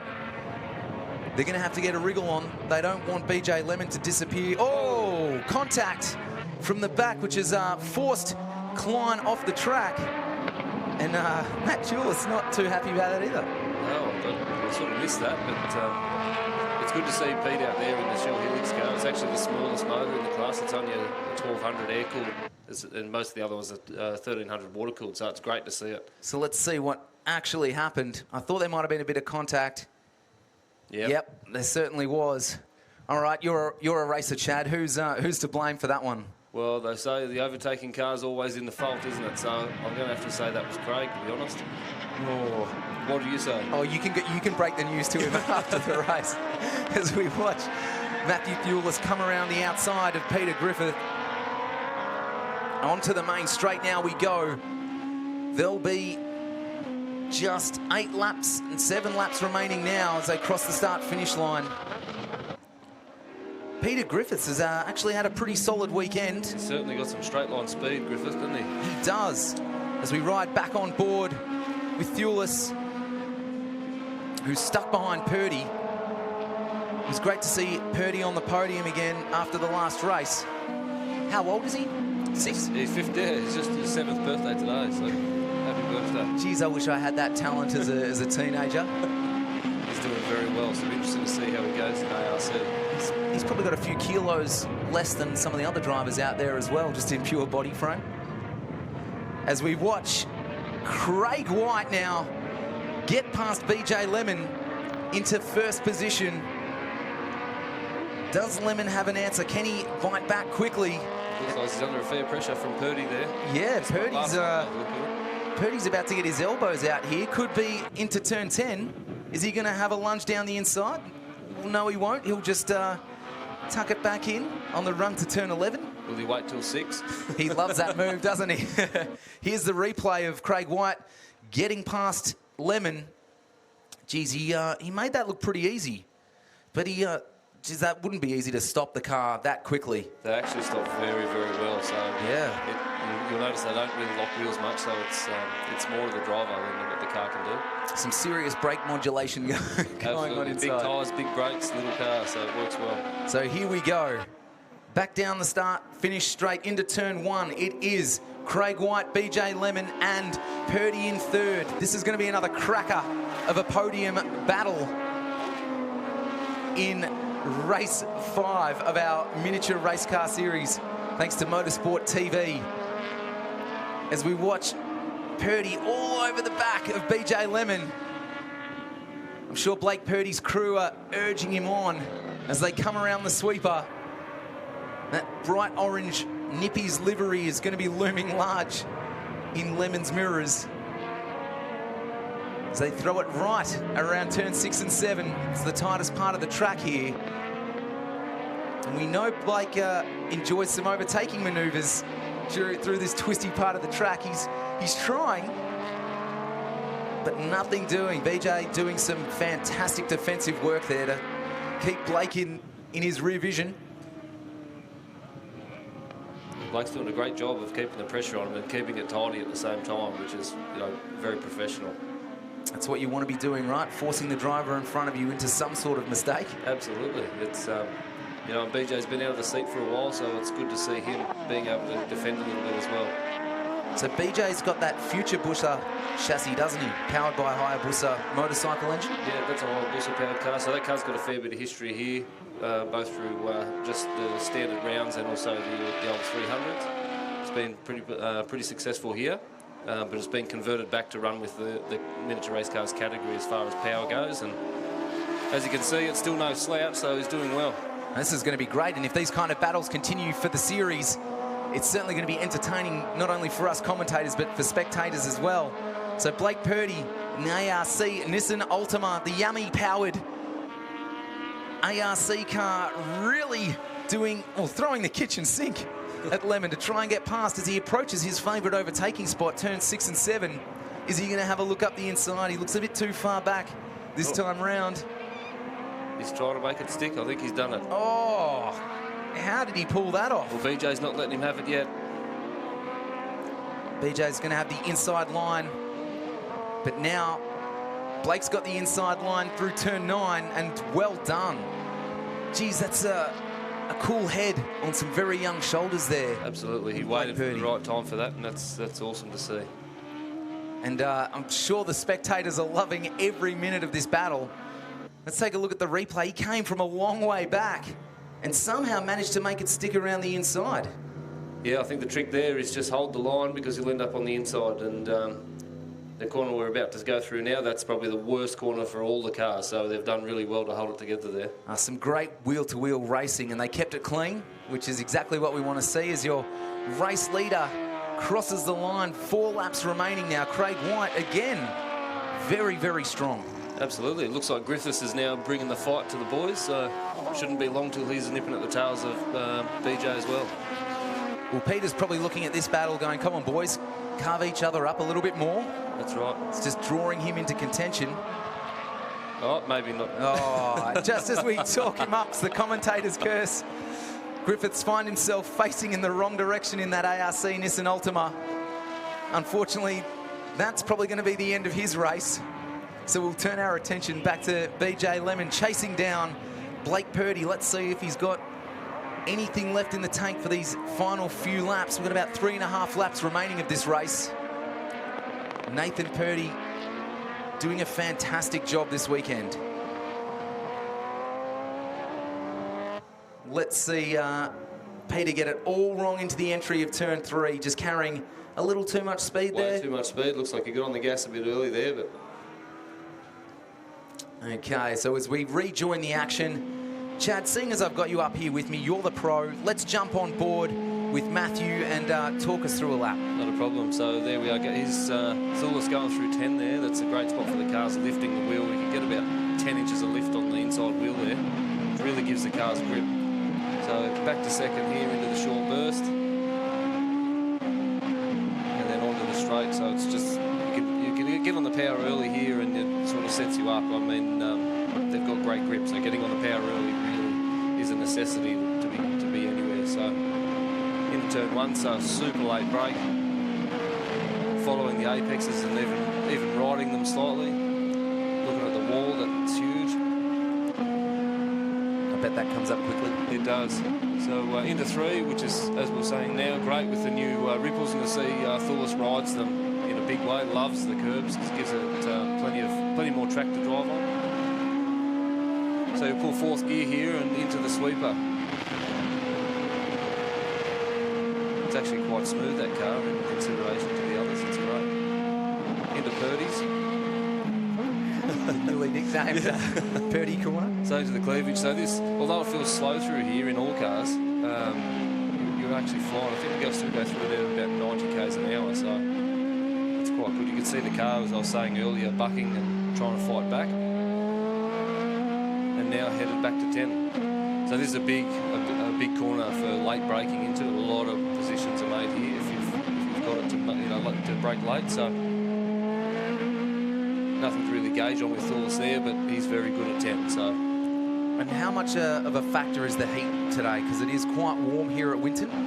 We're at 30 degrees right now. So how hot is it in those cars? Well, I tell you, it's funny because they're open on the side, so it looks like they have a lot of airflow, but in actual fact, you get next to nothing coming inside the car. So yeah, it's warm. And, that motor's on the underside of a piece of tin there, so you really feel it. So a very solid that there from Matthew Thulis. But, of course, it is Craig White, your race leader, setting the fastest lap of a 1:33 flat. He's a good nearly 3 seconds in front of Blake Purdy. Don't know if Purdy's going to catch him at this stage with a little over a full lap to go, about a lap and a half. As we look a little bit further down the field, Klein trying to catch Griffiths after Griffiths got it all wrong through this very corner.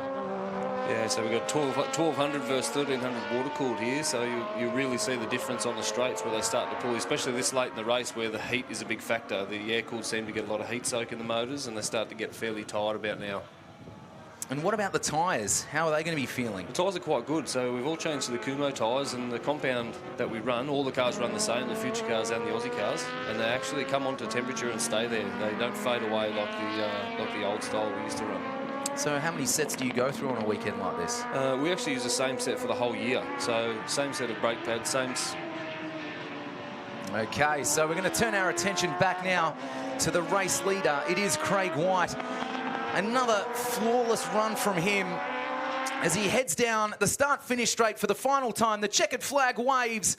Ladies and gentlemen, your winner of race 5 of the Motorsport TV Miniature Race Cars. Round 1 here at Winton. It is Craig White. And I think he's going to be very happy with his race results this weekend. Of course, hats off to the young Blake Purdy, who brings it home in second. And BJ Lemon will round out the podium in third. There we go, a hand out the window to the fans and the family. Another great race here this afternoon here at Winton. The boys have done well, and hats off to the mini muscle too. You know, built through the week to get it here, the little HQ, and persevered through the heat. So well done to everybody on that team. Well, I was going through the social pages a little earlier on, and the photos of that mini HQ just seemed to get hundreds of comments. Absolutely. It's a crowd favourite. They're fantastic to look at, and you know, when I say they built it in a week, it was the whole lot, the chassis, the motor, everything from scratch. So I mean, they've been working on the body for 6 months now, and but they've built the whole car, and it's running flawlessly. It's finished every race, so well done. So a fantastic effort to all the racers out there today, but of course it was Craig White that was going to be victorious, taking out the #1 spot, followed by Blake Purdy, BJ Lemon in third. There's your podium. Matthew Thewlis in fourth, Peter Griffiths in fifth, who could have been a little bit further up the order until he found himself backwards around turn 3. Peter Klein, and then Gary Roberts, your 7 finishers for today's race. Let's have a quick look at the highlights before we head down to our podium finishers. It was great to ride on board with Matthew Thewlis throughout the race. Again, Gary Roberts got off to a great start in that mini muscle car, leading lap 1. But it wasn't to stay that way, unfortunately. No, I think the heat just got to him there, but great drive all round in the new car, so congratulations. Love that on-board stuff with Matthew. So we see Craig forcing the issue down the outside. BJ Lemon into turn 1. That's where he took the lead over Gary Roberts. And that opened the door too a little later on for Craig White to come charging through. Well, they say rubbing is racing, and there was certainly a bit of that. Riding back on board with Thewlis into turn 4. Loving those new curbs, as you were saying. Oh, they're phenomenal, aren't they? Yeah. They look great and they work. So, a little bit of contact there. Chad, you seem to think Craig was in the wrong. And that forced Peter Klein to off the track and take the long way around. This is where the battle between Thewlis and Griffith started to heat up. But this was the manoeuvre that ended the race. Craig White overtaking Lemon to get into first there. And just started to streak away. Then we watched this battle unfold for second spot between BJ Lemon and Blake Purdy, who showed a really mature head and really mature racing. And he just bought his time and got the job done eventually around turns 7, 8 and 9. He really enjoys the twisties up there. Yeah, he's very quick through the back section. I'll give him that. He's, like you say, he's definitely got his head screwed on. And this is where Peter Griffiths got it all crossed up, coming out of turn 3, just a little bit too fast. And there he is, the familiar green and white livery of car number 347, Craig White. Another victory, another solid drive as he takes the checkered flag. And I guarantee he's going to be grinning from ear to ear. So let's see if I'm right. Let's head down to Kylie, who's got Craig in pit lane. Yes, Craig White, we've been catching up all day today, really. So another nice way to finish off a hectic day. Yeah, it was a good finish at the end of the day. Bit of an upset in round 2, race 2 with a DNF, but all in all, good. Had a bit of a come together with Pete there, so I apologise for that. But all in all good bloody weekend, and enjoyed it totally. And thank you very much. You'll be looking forward to having your sparring partner, Chad Cotton, out there next time, hopefully. Yeah, we've enjoyed him in commentary, but I think you want him out there. Yeah, it'd be good to have him back. Like he's a bloody good competitor, and he's a good starer, and he's a good person to learn off. So, and hats off to him for what he did for me this weekend again. Beautiful. So that's right. Gave up a componentry part for him to get back on track, and gee, he's a young fella who's been on the pace all weekend. Some great results. What a weekend for you, Blake. Yeah, it's definitely been a good weekend. ever since Friday when we rocked up, car's just been hooked. So it's good to see that it's still got grip in the final. So yeah, comes out with a third. Couldn't be happier, I bet. Second, so. Yeah, don't rip yourself off yet. Yeah, it was definitely hard with the hot weather. I was definitely puffing more than I was in race 3 and 4. So yeah, that was a challenge. But yeah, Pete on the end. Well done, young man. We're only 15. Plenty more racing to come. I think I'll be tracking you down in pit lane for many more years. So well done, young man. And BJ, oh, geez, tough conditions out there. But, geez, nice to get to the end of it. A successful weekend for you. Yeah, we had a horrible race the last one. It was leading and stuffed it. But, yeah, happy to finish on a high, so it's very good. Yeah, it's pretty easy, this category, to be leading and then to fall back, but you can always make up a bit of ground. That's, I think, what I love about it. Yeah, it's fantastic, and you know these guys are in your mirrors. You just push, push, push, and yeah, I just got it wrong, but it was good. Last race was fantastic, so very pleased. Terrific. Good to see you smiling. A hectic weekend. You boys have put on a terrific show, so thanks so much for the entertainment. Thanks for having us, AMS, and just to say hello to my wife and kids. Thank you. See, he knows where he's going home to. If he wants to go racing again next time, do the thank yous. There you go, Luca. Some more happy winners from the lane. Thank you so much, Kylie. Great job once again. And yes, BJ Lemon certainly knows where his bread's buttered. And I'm sure that's going to allow him to get back out on track next time.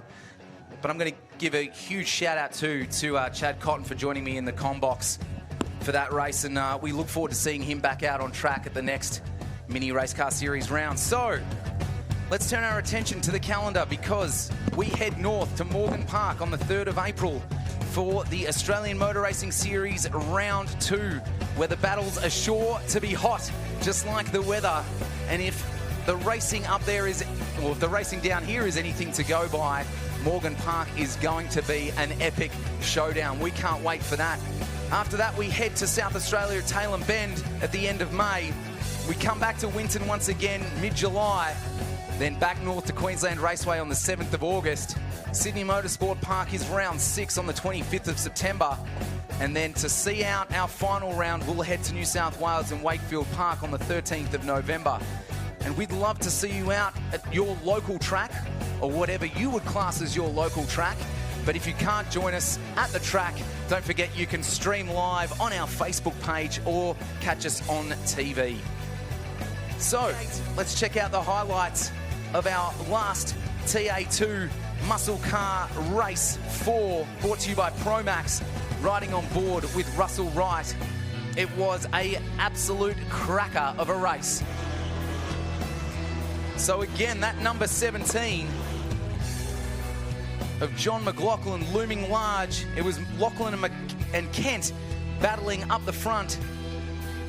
You can see coming through turn 1, elbows were certainly out. Michael Coolidge there in third. A couple of cars taking the shortcut, which doesn't work out to be too short, as Chris Formosa in car number 49 takes having the sponsors on board with the AASA sign a little bit too literally.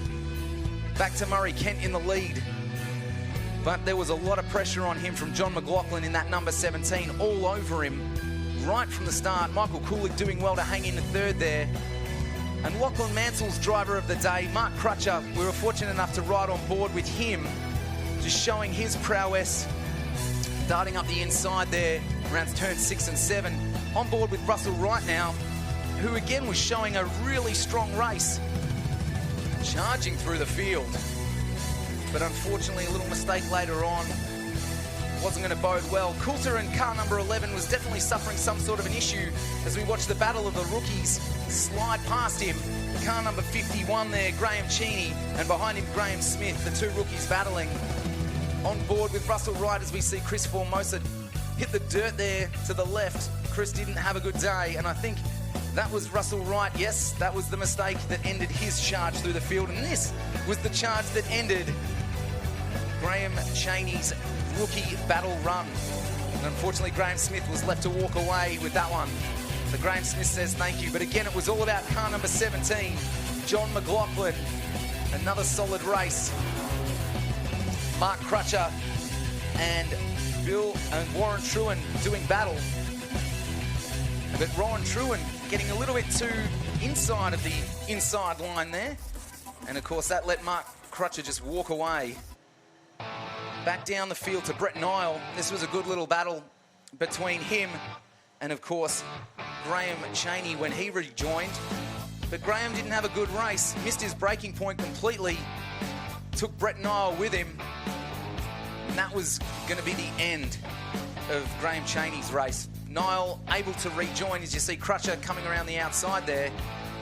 Michael Kulig and Murray Kent had a good battle all the way to the finish line for that second and third position. But again, as we've said all weekend, it was all about this blue and black 17 Ford Mustang of John McLaughlin taking the checkered flag in another fantastic race. And we hope that that is a sign of things to come here over the coming rounds of the Australian Motor Racing Series. As commentators and spectators, we love to see that action. So, Kylie, I believe you've got something for us in pit lane. Time to present the podium for the Pro-Max Performance Exhaust TA2 Muscle Cars Series. To present the trophies, could I please welcome, first of all, to the stage, Anthony Bright. Well done, Anthony. Can I please announce that the PWR Pole Award goes to Russell Wright from Wright Property Developments Mustang. And he is the lucky recipient of $500 cash from PWR. Thank you, well done. Time to have presentations now for the Rookie of the Round. Now, this is the trophy for the highest performing first-year driver. Pleased to announce that the winner, John McLaughlin, from the My Race Profile Ford Mustang. Don't go too far away, John. I think you may be up here a few times.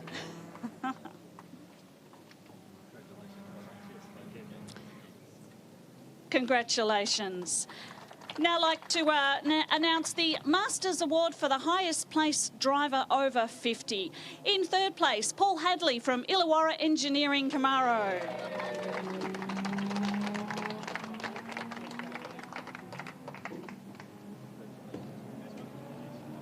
Welcome to the podium. Peter Hurd in second place from RTC Motorsport Dodge.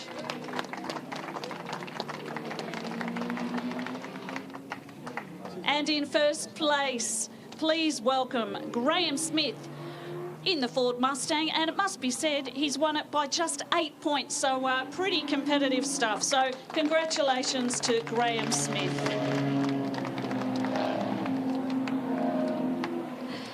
That is your podium. Well done, gents. Okay, it's time for our outright podium now, and top three outright in the Pro-Max Cup points score. Third is Michael Kulig from Retraceable Tarps Mustang. Nice little points haul of 201 for the weekend. Second, Murray Kent from the Retro Motorsport Fit Flask Camaro, 207 points. And I hope he hasn't gone too far away, because we need to give him a big round of applause, because your round winner is John McLaughlin.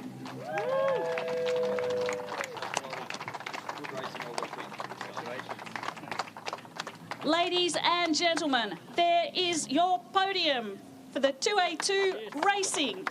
And what an effort they put on today, guys. Our race winner, do you want to pop down for half a tick? Quick little word where you've got you love that podium performance. Well done. You got all smiles now. Yeah, it's an awesome way to start off the year, and to get the round win is awesome. Big thanks to all the officials and the sponsors for the category, Pro-Max. Thank you for coming on board.